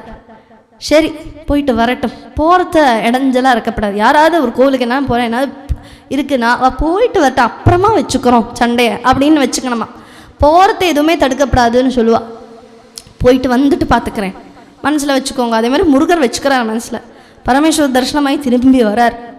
பிரம்மதேவர் கிடுகிடுன்னு போகிறார். அவரும் கண்டுக்காமல் கிடுகிடுன்னு பண்ண, ஓய் பிராமணரே அப்படின்னு கூப்பிட்டார். யாரா என்ன கூப்பிட்றா அப்படின்னு திரும்பி பார்க்குறார். நீர் யார் யோசிச்சார். என்ன யாருன்னு யாராவது கேட்பாளா? பிரம்மதேவர் யாருன்னு கேட்பாளா? எப்பேற்பட்ட போஸ்டில் இருக்கார் பிரம்மதேவர். அவர் அகங்காரத்தில் இருக்கார். அதனால என்ன யார் கேட்குறாளே அப்படின்னு பார்க்குறார். ஓ முருகனா, பா உனக்கு தெரியுமே நான் வந்திருந்தேனே உன்னுடைய உத்பவத்துக்கு, என்ன தெரியாதா? சரி நீ ஏதோ பரீட்சை பண்ணுறேன் நான் சொல்கிறேன் அப்படின்னுட்டு, நான் தான் பிரம்மா. சரி பிரம்மதேவரே நீங்கள் என்ன பண்ணுறீள்? அடுத்த அபமானம். என்னை யாருன்னு கேட்டால் முதல் அபமானம். அடுத்த அபமானம் நீங்கள் என்ன பண்ணுற? பா நான் சிருஷ்டிகர்த்தா, சிருஷ்டி பண்ணின்னு இருக்கேன் அப்படின்னா. சிருஷ்டியா? சரி சிருஷ்டியை என்ன பிரமாணம் வச்சுட்டு பண்ணுறேன் அப்படின்னு கேட்டா, வேதம்தான் பிரமாணம். வேதம்னா என்னன்னு சொல்லுங்கோ, அதனுடைய பொருள் என்னன்னு சொல்லுங்கோ, நான் கேட்கட்டும், முதல் விஷயத்த சொல்லுங்கோ சொன்னா. அப்போ நிம்மதியாச்சு. யாருக்கு? பிரம்மதேவருக்கு. என்ன ஃபுல் வேதத்தை சொல்லு சொன்னால் சொல்லிட்டு இருக்க முடியுமா? முதல்ல சொல்கிறாளே சொல்லிவிட்டு பிரணவாகாரத்தை தொடங்கினார். ஓ சொல்ல விடலை, நிறுத்துங்கள் அப்படின்னா. பிரம்மதேவர் பார்த்தார். என்னப்பா நீங்கள் சும்மா சொல்லாதீங்கோ, அதனுடைய அர்த்தமும் சொல்லுங்கோ அப்படின்னா. என்ன சொல்ல வந்தேன்? பிரணவம். பிரணவத்தினுடைய அர்த்தம் என்ன அப்படின்னு கேட்ட பிரம்மதேவர், நான் தான் அப்படின்னு. ஒன்றில் தெரியாதுன்னு சொல்லியிருக்கணும், இல்லைன்னா உண்மையான அர்த்தத்தை சொல்லியிருக்கணும். தெரிஞ்ச மாதிரி நடிக்கிறது பெரிய தப்பான். தெரியாது சொன்னால் பெரியவாலாம் விட்டுடுவா. தெரிஞ்ச மாதிரி சொன்னாக்கா போட்டு வாட்டி எடுத்துடுவாளாம். அதே மாதிரி பிரம்மதேவர் இப்படி பொய் சொல்லிட்டாரே இல்லையோ, வீரபாகுன்னு கூப்பிட்டார். போடு காராகிரகத்தில். இவர் தான் முதல் இனாக்ரேஷனா, பிரம்மதேவர் தான் ஜெயிலில் போட்டார். இப்போது சிருஷ்டி யார் பண்ணுவா? சுப்பிரமணியனே பண்ணுறார். இப்படி பிரணவத்தினுடைய பொருள் கேட்கணும் அப்படின்னாக்கா இவர் யார்? இவருக்கு எலிஜிபிலிட்டி வேண்டாமா முருகனுக்கு? திருப்புகழில் சொல்கிறா, நீலம் கொள்மேகத்தின் மயில் மீதே நீ வந்த வாழ்வை கண்டதனாலே மால் கொண்ட பேதை குன்மணனாரும் மார்த்தங்கு தாரை தந்தருள்வாயே வேல் கொண்டு வேலை பெண்டெறிவோனே வீரன்கொள் சூரர்க்கும் குலகானாம் நாளந்த வேதத்தின் பொருளோனே நாளந்த வேதத்தின் பொருளோனே நான் என்று மார்த்தட்டும் பெருமாளே நான் என்று மார்த்தட்டும் பெருமாளே நான் என்று மார்த்தட்டும் பெருமாளே. நாலந்த வேதத்தின் பொருளோனே. அந்த வேதம் என்னன்னு கேட்கணும்னா என்ன எலிஜிபிலிட்டி இவருக்குன்னா அந்த 4 வேதத்தினுடைய பொருள் குரு தான். எந்த குரு? ஸ்கந்த குரு. அதனால கேட்டாராம், ஜெயிலில் போட்டுன்னு போட்டுட்டார். சிருஷ்டி யார் பண்ணுறது? அவரே பண்ணுறார். சிருஷ்டி முருகப்பெருமான் பண்ணியிருக்காருன்னு சொல்கிறது. சிருஷ்டி நன்னா போயின்னு இருக்கு, எதுவுமே இடைஞ்சல் இல்லை. என்னது இடைஞ்சல் இருந்தால் தானே யாராவது பாப்பா? எதுவுமே இடைஞ்சல் இல்லை. இப்போ எல்லா தேவர்களும் பார்த்தா பிரம்மதேவரை காணமே சொல்லிட்டு நேராக போய் பரமேஸ்வரன்ட்ட கம்ப்ளைண்ட் பண்ணுறா. பரமேஸ்வரன் சிருஷ்டி நடந்துட்டுருக்கே, யார் பண்ணுறா? அது உங்கள் பிள்ளை தான் பண்ணுறான்னு. என்ன பண்ண, என்ன அவனுடைய சேட்டை என்னன்னு சொல்ல அப்படின்னு சொல்கிறா. சரி, நந்திகேஸ்வரன் பார்த்தா நீ போய் என்ன கேளு அப்படின்னு நந்திகேஸ்வரன் அனுப்பி வைக்கிறார். நந்திகேஸ்வரர் போய் கேட்குறார், தடுக்கிறார் ஸ்கந்தர். இங்கே போகிறேன் இல்லை, சிவபெருமான் பிரம்மாவை விடுதலை பண்ணணும் அப்படின்னு சொன்னான். அதெல்லாம் பண்ண முடியாது, போயிட்டு வாங்கோ அப்படின்னா. நந்திகேஸ்வருக்கு மறுத்து பேச முடியாது, கிளம்பி திருப்பி பரமேஸ்வரன்ட்ட போயிட்டார். இப்படி சொன்னார். ஓஹோ, அவனுடைய குறும்பு அளவுக்கு மீறி போயிடுத்து அப்படின்னு பரமேஸ்வரரே இறங்கி வந்து அந்த ஸ்கந்தகிரியில் வந்து குஹனை பார்த்து, குஹா என்ன இந்த விளையாட்டு? இப்படியா நீ பிரம்மதேவரை காராகிரகத்தில் பூட்டி போடுவ? அவர் யார் தெரியுமா? சிருஷ்டி கர்த்தா. அப்பேற்பட்ட அவரை பெரியவாளெல்லாம் இப்படி பண்ண முடியுமோ? பண்ணப்படுமாடா காந்த? இப்படியெல்லாம் பண்ணக்கூடாது அப்படின்னு. அப்பாண்ணா, அப்பா குழந்தைக்கு உபதேசம் பண்ணண்டாமா? அப்படி பண்ணக்கூடாது, அழிச்சு விடு, திறந்து விடு அப்படின்னா. அப்போது வீரபாகு அப்படின்னு பார்த்தா வீரபாகு திறந்து விட்டுவிட்டார். ஏன்னா அப்பா பேச்சை மீறக்கூடாதுன்னு காட்டி கொடுக்கண்டாமா, சொன்னதுன்னு திறந்து விட்டார். அதுக்கப்புறம் மொல்ல குஹன் வந்து அப்பாட்ட சொல்கிறார், நீங்கள் சொன்னேன்னு திறந்து விட்டேன், ஆனால் அவர் தப்பு பண்ணியிருக்கார். என்ன தப்புடாமண்ணா? வேதத்துக்கு அர்த்தம் கேட்டேன், நான் தானே சொல்லிட்டார், தெரியாதுன்னு சொல்லலை. அது மட்டுமல்ல, நான் என்ன யாரும் தெரியாதா அப்படின்னு கர்வம் கொண்டு பேசினார். பா, உனக்கு நீ குழந்தை, அதனால வேதம் உனக்கு தெரியாதோன்னு சொல்லாமல் இருந்திருப்பார், ஏன்னா அவர் விளையாடி இருப்பார். இதுக்கெல்லாம் போய் கொச்சுக்கப்படுமா? சரி, உனக்கு தெரியுமா வேதத்தினுடைய அர்த்தம், பிரணவத்தினுடைய அர்த்தம் உனக்கு தெரியுமா? எனக்கு எல்லாமே தெரியுமே அப்படின்னு குஹன் சொல்ல, ஓஹோ என்ன சொல்லு பார்க்கட்டும் அப்படின்னு கேட்டா, சொல்கிறபடி இருந்தால் நான் சொல்லுவேன் அப்படின்னார். உபதேசம் பண்ணுறது எப்படி? உபதேசம் பண்ணுற வினயத்தோடு கேட்டு வாங்கிக்கணும். பிரணிபாத்தேன பிரணிபாத்தேன், அதாவது குருவை வந்து வழிபட்டு அவருக்கு பண்ணி வேண்ட உபச்சாரங்கள் எல்லாம் பண்ணிண்டு அவருக்கு ஏற்ற மாதிரி இருந்தாதான் அவருடைய கிருப்பையினால தான் அந்த ஞானம் வரணுமா. சும்மா வந்துடாது, குரு கிருப்பை இல்லைன்னா ஞானம் வந்துடாது.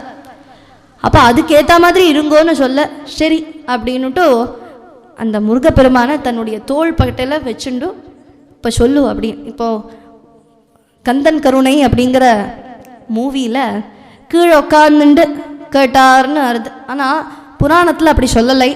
அந்த கந்தனை எடுத்துட்டு தோள்பட்டையில் வச்சு அந்த ரகசியத்தை கேட்டாராம். ஆ உ மா அப்படிங்கிற பிரமாணத்தினுடைய அந்த பிரணவத்தினுடைய அர்த்த பொருளை, மெய்ப்பொருளை அத்தனையும் சொன்னாரா முருகப்பெருமான். இதெல்லாம் எதுக்கு அப்படின்னா, சிவபெருமானுக்கு தெரியாதா அதனுடைய அர்த்தம்? வேதத்தினுடைய அர்த்தம் தெரியும். இப்போ குழந்தைகளெல்லாம், தாத்தா தாத்தா உங்களுக்கு ஏபிசிடி தெரியுமோ? ஏபிசிடி அப்படின்னா என்ன தெரியாதே அப்படின்னு சொல்லுவா. அந்த தாத்தாக்கு எல்லாமே தெரியும், பிஹெச்டி எடுத்திருப்பார், ஆனாலும் தெரியாதுன்னு சொல்லுவா குழந்தை. ஏன்னா அந்த குழந்தை காதால் கேட்கணும்னு ஒரு ஆசை. அதே மாதிரி சிவபெருமானுக்கும் பிரம்மதேவருக்கும் அத்தனை தேவர்களுக்கும் முருகப்பெருமானுடைய வாயால் கேட்கணும்னு ஆசை. அதனால் அவளும் தெரியாதுங்கிற மாதிரி நீ சொல்லேங்கிற மாதிரி விண்ணப்பிக்க, அந்த குஹன் சிவனார்மணம் குளிர உபதேச மந்திரமிரு செவி மீதிலும் பகர்சை குருநாதா சிவகாம சுந்தரிதன் வரபால கந்தானின் செயலே விரும்பி உளம் நினையாமல் அவமாயை கொண்டுலகில் விருதா அலைந்துழலும் அடியேனை அஞ்சலென வரவேணும் அறிவாகமும் பெருக இடரானதும் தொலைய அருள் ஞான இன்பமது புரிவாயே நவநீதமும் திருடி உரலோடே உன்றுமரீ ரகுராமர் சிந்தை மகிழ் மருகோனே நவலோகமும் கைதொழு நிஜ தேவாலங்கிருத்த நலமான விஞ்சை கரு விலை கோவே தேவயானை அங்குரமின் மணவாளா சம்பிரமுரு திரள் வீரமிஞ்சு கதிர் வடிவேலா திருவாவினங்குடியில்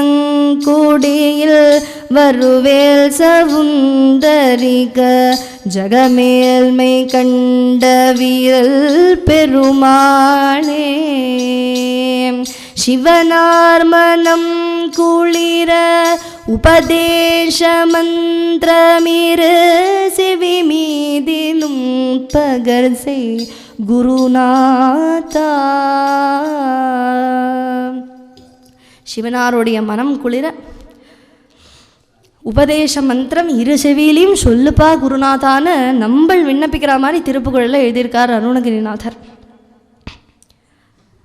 திருப்புகழ் எப்பேற்பட்டது அப்படின்னா இதுலேருந்து புரிஞ்சுக்க முடியும். திருப்புகழ் நம்ம நினச்சிட்டு இருக்கோம் முருகனுடைய புகழை சொல்கிறது அப்படின்னு. நிச்சயமாக முருகனுடைய புகழ் தான் சொல்கிறது. ஆனால் அந்த தலைப்புக்கு அது அர்த்தம் கிடையாது. திருனா பகவானுடைய புகழை சொல்கிறது. இந்த திருப்புகழ் எப்படி அமைஞ்சிருக்குன்னா கணேசனை பற்றி சொல்கிறா, சிவனை பற்றி சொல்கிறா, விஷ்ணுவை பற்றி சொல்கிறா, அம்பிகையை பற்றி சொல்கிறா, முருகரை பற்றி சொல்கிறா. 5 பேருடைய வைபவத்தை சொல்கிற. அது எப்படி 5 பேர்? முருகனோட தானே, கணேசனுடைய தம்பியே, சிவனுடைய புத்திரனே. இதுலேயே சொல்கிறா பாருங்கோ, நவநீதமும் திருடி உரலோடே ஒன்றுமரீ ரகுராமர் சிந்தை மகிழ் மருகோனே. விஷ்ணுவோடைய மருகோனே, மருமான் தானே அப்படின்னு சொல்லிட்டு முருகனுடைய புகழ சொல்கிறார். அதாவது 5 பேருடைய பஞ்சாமிரதத்தை கலந்து திருப்புகழாக தந்திருக்கார். அப்பேற்பட்ட திருப்புகழ் படித்தோம்னா சிவபெருமான நமஸ்காரம் பண்ணா மாதிரியாச்சு. விஷ்ணு பகவானை, கணேசனை, அம்பிகையை, முருகரை 5 பேரையும் ஒரு குடும்பம் பூரா நமஸ்காரம் பண்ணா மாதிரி ஆச்சு. யாருக்கும் பக்ஷபாதம் இல்லை. வைஷ்ணவமாகவும் இருக்குது, சைவீகமாகவும் இருக்குது, முருகப்பெருமானமாக இருக்குது. நல்ல திருப்புகழ் அப்பேற்பட்டதாக இருக்குது. விளங்குறது அருணகிரிநாதரை சொன்னது. அவருக்குமே அந்த முருகனுடைய அருள்னால தான் அந்த திருப்புகழ் வந்திருக்கு. முதல்ல துவங்கி வச்சது முருகர் தான் திருச்செந்தூரில். இப்படி திருப்புகழுடைய வைபவம். ஸ்வேதகிரி அப்படின்னு ஒரு பெரிய மலை இருந்தது. அங்கே நிறைய ராட்சசர்கள் இருந்தார்கள். தேவர்கள்லாம் போய் விண்ணப்பிக்க பரமேஸ்வரன்ட்ட விண்ணப்பிக்கிறார். சரி, என் குழந்தை இருக்காரே, முருகன் இருக்காரே, அதுக்கு அனுப்பி வைப்போம் அப்படின்னு முருகர்கிட்ட சொன்னால், பிரார்த்தனை பண்ணா, ஓ பண்ணிடுறேன், ஏன்னா முன்னாடியே சொல்லியிருக்காருல, ஆடு வாகனம் உங்களால் கிடச்சது, நீங்கள் என்ன சொன்னாலும் கேட்குறேன்னு சொல்லிவிட்டார். அதனால் பண்ணுறேன் அப்படின்னு ஒரு கர்ஜனம் பண்ணிட்டு கையில் வேல் எடுத்துட்டாராம். வேல் எடுத்து, அதாவது அந்த வேல் அப்படின்னாலே முருகன் தான். ஒரு முருகன் இன்னொரு முருகனை எடுத்துட்டார்னு அர்த்தமாக வருது. அதாவது ஞானமும் சித்தியும் ரெண்டுமே சேர்ந்தாப்புல இருக்கான். இப்படி கர்ஜனம் பண்ணி கிளம்புறார். அந்த ஸ்வேதகிரி அப்படிங்கிற மலையில் நிறைய ராட்சசர்கள், எத்தனை பேர் அப்படின்னா 10 கோடி பத்மம் ராட்சசர்கள் இருந்தா அப்படின்னு சொல்கிறான். சதயோஜன விஸ்தீரணத்தில் அத்தனை ராட்சசர்கள் இருந்தார்கள். போய் வேலை எடுத்து அதனுடைய அந்த ஸ்வேதகுரிய நடுப்பில் உன்னம் வச்சு அந்த வேலை போட்டார். அது ரெண்டுமா பொடி பொடி ஆயிடுத்து. அத்தனை ராட்சசர்களும் மாண்டு விழுந்தார்கள். இப்படி பண்ணலாமா அப்படின்னு கேட்டால் நிச்சயமாக பண்ணலாம். ஒரு தவறு கண்டதுன்னா அடங்கி போகிறது மட்டும் கிடையாது, அது என்னன்னு தட்டி கேட்கணும். தட்டி கேட்கலைன்னா பாபம்னு சொல்கிறது. தக்ஷ யாகத்தில் சொல்கிறா அல்லவா, தக்ஷ யாகத்தில் தாக்ஷாயணி தேவியை எல்லாரும் அபமானம் பண்ணினா. தக்ஷன் அப்பா அபமானம் பண்ணினா, இப்படி பண்ணாதேங்கோ உங்களுடைய புத்திரி அல்லவான்னு ஒரு ஆள் கூட எதிர்த்து கேட்கலையாமா. யாராவது சொல்லியிருக்கலாம்லவா? யாருமே சொல்லலையாம். சிவபெருமான் சிவகணங்களை வரத்த தக்ஷனை மட்டும்தானே துவம்சம் பண்ணலையாம். அத்தனை பார்த்துன்னு இருந்தவா அத்தனை பேரையும் துவம்சம் பண்ணாராம். ஏன்னா பார்த்துன்னு இருக்கக்கூடாது, அநீதி நடக்கிறத எழுந்து பேசணும். இல்லைன்னா அநீதி நடந்துட்டே இருக்கும். இப்படிதான், இதுதான் வழக்கம், இங்கே இதுதான் பதிவு அப்படின்னு சொன்னாக்கா அது அப்படியே போயின்னு இருக்கும். யார் முன்னிட்டு வந்து யார் அதை சரி பண்ண? அதனால இங்கே அஹிம்சையை இல்லாமல் பண்ணணும். அப்படிங்கிறதுனாலேயே முருகப்பெருமான் தன்னுடைய வேல் எடுத்து அத்தனை அசுரர்களையும் மதம் பண்ணினார், தேவர்களை காப்பாற்றினார். எல்லாரும் வேல் வேல் வேல் வேல் என்று கூச்சம் போடுறா. 7 வயசான குழந்தைனா, அந்த 7 வயசு குழந்தை முருகன் குமரன் குமரன்னு கூப்பிடுறோமே, குமரன்னா என்ன? குழந்தை அர்த்தம். பிள்ளை அப்படின்னு சொல்கிறோமே, அதே மாதிரி பிள்ளையார். ஆனால் குமரனுக்கு மட்டும் ஏன்? பிள்ளையாருக்கு ரெஸ்பெக்ட் உண்டு. ஏன் குமரனுக்கு மட்டும்னா? பிள்ளையார் தானே மூத்தவன். குமரன்னு குழந்தையாக தான் நம்ம கணபதியாக இருந்தாலும் பிள்ளையாரப்பா குழந்தையாக தான் வழிபடுவோம். ஆனாலும் ஒரு மரியாதை. குமரன்னா என்னுடைய குழந்தை அப்படின்னு ஒரு ஆசை வருமா, அதனால குமரன்னு பேர். குமரன்கிற சப்தத்துக்கே சுப்பிரமணியனை தான் குறிக்கும் அப்படின்னு வேதம் சொல்கிறது. அப்படி குமரன் வந்து 7 வயசு குழந்தை அத்தனை அசுரர்களையும் துவம்சம் பண்ணி வந்து உட்காந்துட்டார். இந்திரர் சீட்லேருந்து இறங்கி வந்துட்டார். ஆஹா ஆஹா, என்ன வலிமை, என்ன சக்தி, என்ன சௌரியம் அப்படின்னு. துவம் பவேந்திரோ மகாபாஹோ சர்வேஷாம் ந சுகாவஹ பிரணம்ய பிரார்த்தயேத் ஸ்கந்த தாரகம் ஜஹிரா ரக்ஷணஹ. என்ன வைபவமாக இருக்குது உங்களுடைய சக்தி, பெரும் சக்தி தான். கரிஷ்யே சேந்திர கர்மாணி, நீங்கள் வந்து இந்திர பதவி உங்களுக்கு தந்தேன், நீங்கள் இந்திரனாக இருங்கோ, நாங்கள்லாம் உங்களுடைய அடியார்களாக இருந்து உங்களுடைய கட்டளைக்கு அகப்பட்டுன்னு நாங்கள் இருக்கோம் அப்படின்னு சொன்னான். அப்போ ஸ்கந்தர் சொல்கிறார், இல்லை இல்லை இல்லை தேவேந்திரன் நீயே இரு, நான் என்ன என் பதவிக்கு மோகம் அடைவேன்னு நினச்சாயோ? கிடையாது, எனக்கு எதுவுமே வேண்டாம். ஏன்னா எல்லாமே அவர் தான் பண்ணியிருக்கார், அவர்கிட்ட தான் வந்திருக்கேன், எதுவுமே வேண்டாம், நீ தேவேந்திரனாக இரு, நான் உனக்கு அடியில் நீ என்ன சொல்கிறியோ அதை கேட்டுருக்கேன். அப்படின்னா சரி. யதி தஸ்யாமிதம் வாக்கியம் நிச்சயேத் பாஷிதம் துவயா அபிஷிச்சிய தேவானாம் சைன்யபத்தே மகாபல. உண்மை சேனாதிபதியாக அபிஷேகம் என்றேன்னு ஏற்றுக்கொள் முருகா, தடை சொல்லாதே என்று விண்ணப்பிக்க அப்படியே ஆகட்டும்னு சேனாதிபதியாக முருகனுக்கு சேனாதிபதி அப்படின்னு சொல்கிறோமே, முருகனை கூப்பிடுறோமே. எப்படின்னா இந்த கட்டத்தில் தான் சேனாதிபதியாக இந்திரனே வந்து பட்டாபிஷேகம் பண்ணி பட்டம் சூட்டுறாராம். அத்தனை சர்வமங்கள சம்பாரைஹி விதிமந்திர புரஸ்கிருதம் அபியசிஞ்சன். எல்லாரும் வந்து திகழ்ந்து எல்லாரும் கொண்டாடுறா அந்த பட்டாபிஷேகத்தில். சிவபெருமான் பூதகணங்கள் எல்லாம் வந்து அத்தனை பூதகணங்களையும் முருகனுக்கு ப்ரெசன்டேஷன் கொடுக்குறா. விஷ்ணு வந்து வைஜந்த மாலை கொடுக்குறா, உமா 2 பட்டு பீதாம்பரம் கொடுத்தாளாம், கங்கா கூஜா கொடுத்தாளாம், பூமி வந்து ஜபமாலையை கொடுத்தாளாம், ப்ரஹஸ்பதி தண்டத்தை கொடுத்தார், கருடர் மயூரத்தை கொடுத்தார், அருணன் கோழியை கொடுத்தார், வருணன் ஆடு வாகனத்தை கொடுத்தார். அப்படி எல்லாரும் ஜெய் ஜெய் ஜெய் வெற்றிவேல் முருகனுக்கு ஹரோஹரா ஹரோஹரா என்று ஜெயகோஷம் போட்டுருக்கா. அதுக்கப்புறம் எல்லாரும் வந்துட்டு ஜெயகோஷம் போட்டாரே இல்லையோ, பேசாமல் போயிருக்க வேண்டியதானே. திருப்பி ஒரு மனு கொடுக்குறா. தாரகாசுரன் அப்படின்னு ஒரு அசுரன் இருக்கார், அவரையும் வதம் பண்ணி தந்துவிடுங்களேன் அப்படின்னு தாரகாசுரன் இருக்கான்னு சொல்ல சிவபெருமான் சொல்கிறார், நிச்சயமாக முருகனே தாரகாசுரனை வதம் பண்ணி வைப்பாருன்னு சொல்லி முருகனை கூப்பிட்டுட்டு அவருடைய கையில் 11 ஆயுதங்களை கொடுக்கிறார். 11 ஆயுதங்கள், 11 கை, 12 கை. என்ன ஒரு கையில் எங்கே ஆயுதம் இல்லையா அப்படின்னு கேட்டால் ரிசர்வேஷனா. யாருக்கு? ஃபார் பார்வதி. பார்வதி தேவி பார்த்தா சிவபெருமான் 11 தான் கொடுத்துருக்காள் தெரிஞ்சுது. தன்னுடைய அத்தனை சக்தியும் திரட்டி ஒரு வேலாக எடுத்து முருகப்பெருமானுக்கு இந்த வேல் வச்சுக்கோ அப்படின்னு அந்த சக்தியவே கொடுக்கக்கூடிய வேலை கொடுத்தார். சக்தி வேலாக திகழ்ந்தார். அந்த வேலையும் பிடிச்சுட்டு மயில மேலே ஏறினாராம். சக்தி ஹஸ்தகான்னு கர்ஜனம் பண்றாராம்.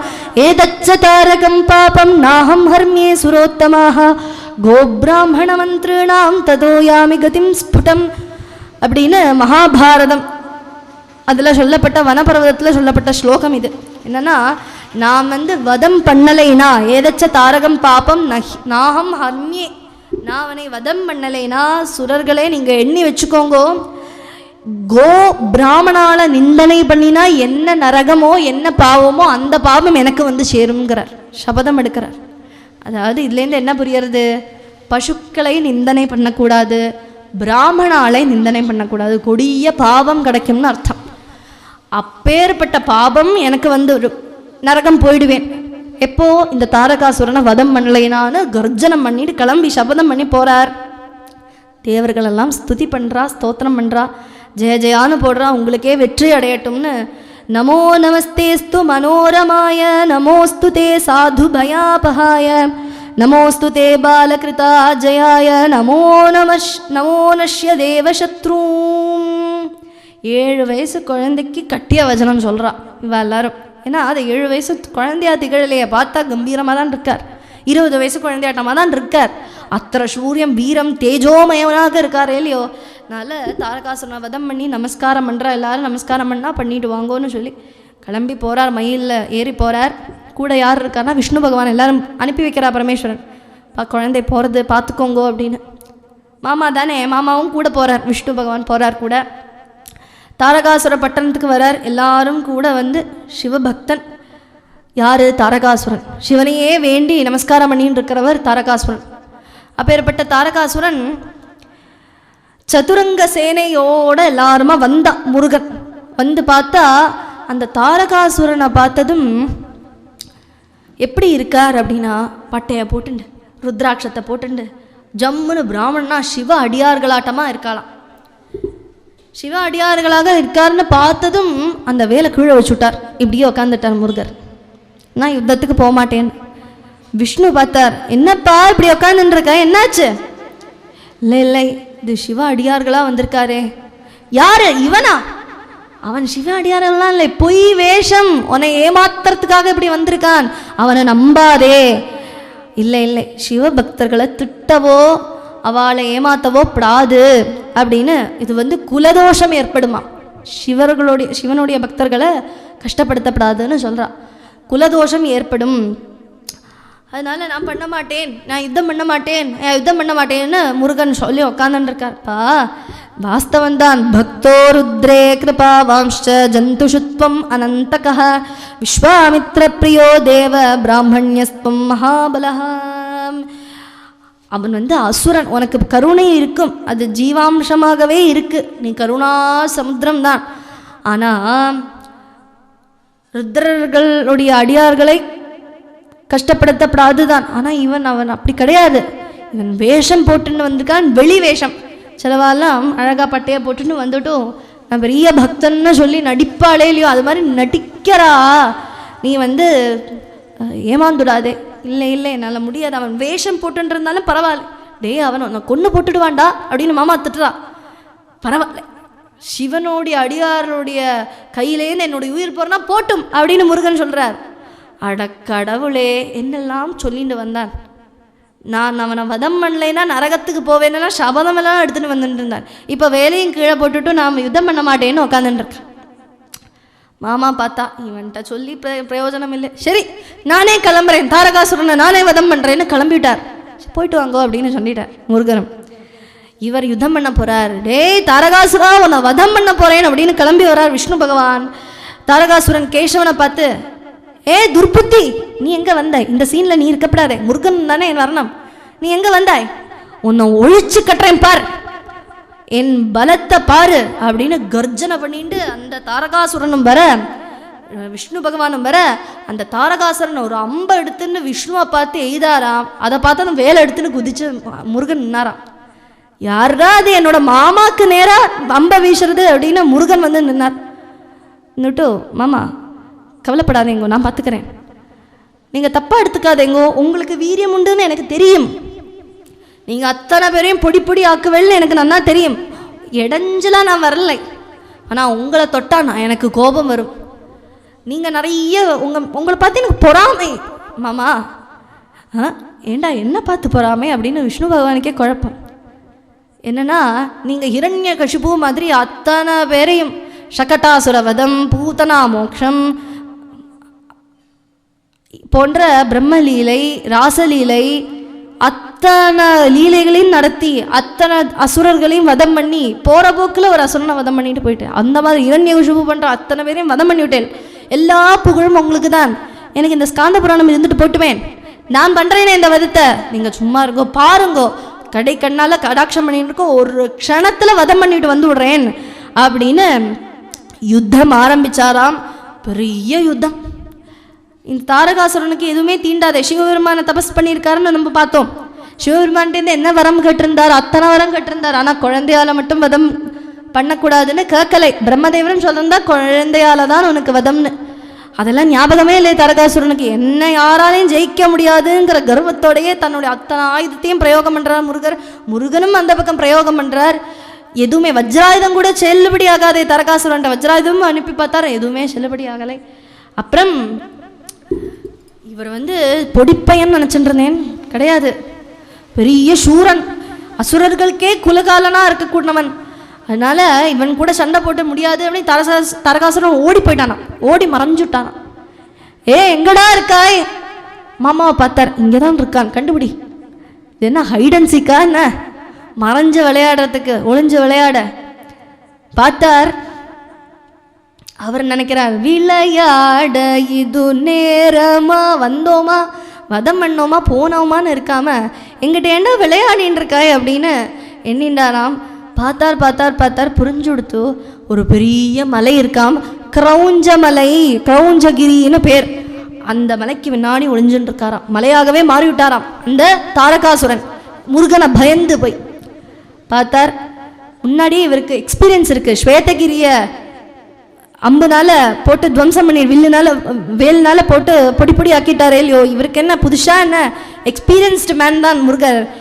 கிரௌஞ்சகிரியை பார்த்தார். அம்மா தந்த வேல் இருக்கே, அந்த வேலால அந்த கிரௌஞ்சகிரியை உண்ணம் வைத்து வீசினாராம். அது தூள் தூளாக பொடி பொடி ஆகி அத்தனை தாரகாசுரனும் அவன் கூட இருக்கக்கூடிய அத்தனை அசுரர்களும் வதமானார்கள், மாண்டு விழுந்தார்கள். வேலாயுதம் டலார்னு ஒரு பெரிய சத்தத்தை உருவாக்கித்து அந்த மலையிலேருந்து அதை கேட்டு தேவர்கள்லாம் புஷ்ப விருஷ்டி பண்ணுற, ஆஹா ஆஹா வெற்றிவேல் முருகனுக்கு, முருகனுக்கு ஹரோஹரா அப்படின்னு முருகருக்கு எல்லாரும் ஜெய்கோஷம் போடுறா. ஆனால் மாமாவுக்கு சந்தோஷம், ஆஹா மருமன் ஜெயிச்சுட்டான் அப்படின்னு. முருகனுக்கு சந்தோஷமே இல்லை, முகம் வாடி போயிருக்கு. மாமா அப்படி பார்க்குறேன், என்னடா ஆச்சு உனக்கு? எல்லாரும் பாரு ஜெய்கோஷம் போட்டு இருக்கா, எல்லாரும் சந்தோஷம், நர்த்தனம் ஆடுறா, பாட்டு பாடுறா, குதிக்கிறா, நீ மட்டும் ஏன்டா கவலையா இருக்க? நீ எல்லாம் ஜம்முன்னு இருக்கண்டாமா அப்படின்னு நெஞ்சை தட்டிண்டு, நான் என்று மார்த்தட்டும் பெருமாளே அப்படின்னு நெஞ்ச தட்டிண்டு இல்லவா வரணும், இன்னும் மூஞ்சி வாடி போயிருக்கு அப்படின்னு. இல்லை மாமா, என்னதான் இருந்தாலும் சிவபெருமானுடைய அடியார்களுடைய வேஷத்தில் வந்துட்டானே, சிவாபராதம் பண்ணிட்டேனே அப்படின்னு. ஆடப்பயலே, இவனுக்கு என்ன சொன்னாலும் புரியாது போல இருக்கே, என்ன பண்ணுறது தெரியலை மாமா, கவலையா இருக்கு, என்னுடைய கவலை போகவே மாட்டேன்னு முருகர் கவலைப்படுறாராம். பக்தானுகூலன்லவா, பக்தனுக்கு ஒன்றுன்னா கவலைப்படுறவர் அவர் தானே, முருகன் தானே. ஓடி விரைந்தோடி நிற்பரே, கவலை ஒன்று இருக்க நம்ம கூப்பிடணும்னே இல்லை.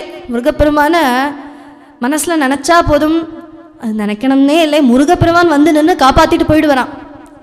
பக்தானுகூலன், பக்தாகிரகண்யன், பக்தனுக்கு அக்ரகண்யனாக இருப்பவர் முருகன் தான். அந்த முருகருக்கு கவலை, இப்படி சிவனடியார்களை நான் இப்படி பண்ணிவிட்டேனே, அபச்சாரம் பண்ணிவிட்டேனே, சிவாபராதம் பண்ணிவிட்டேனேன்னு கவலை மூஞ்சி வாடி போய் கிடக்கிறது. அப்போது ராமருக்கெல்லாம் தாரகாவை வதம் பண்ணுறதுக்கும் இந்த மாதிரிலாம் மூஞ்சி வாடி விடுத்தே, ஒரு பெண் வதம் அப்படிங்கிற மாதிரி. அதே மாதிரி இங்கே முருகருக்கு கவலையாக வாடி போயிருக்கு.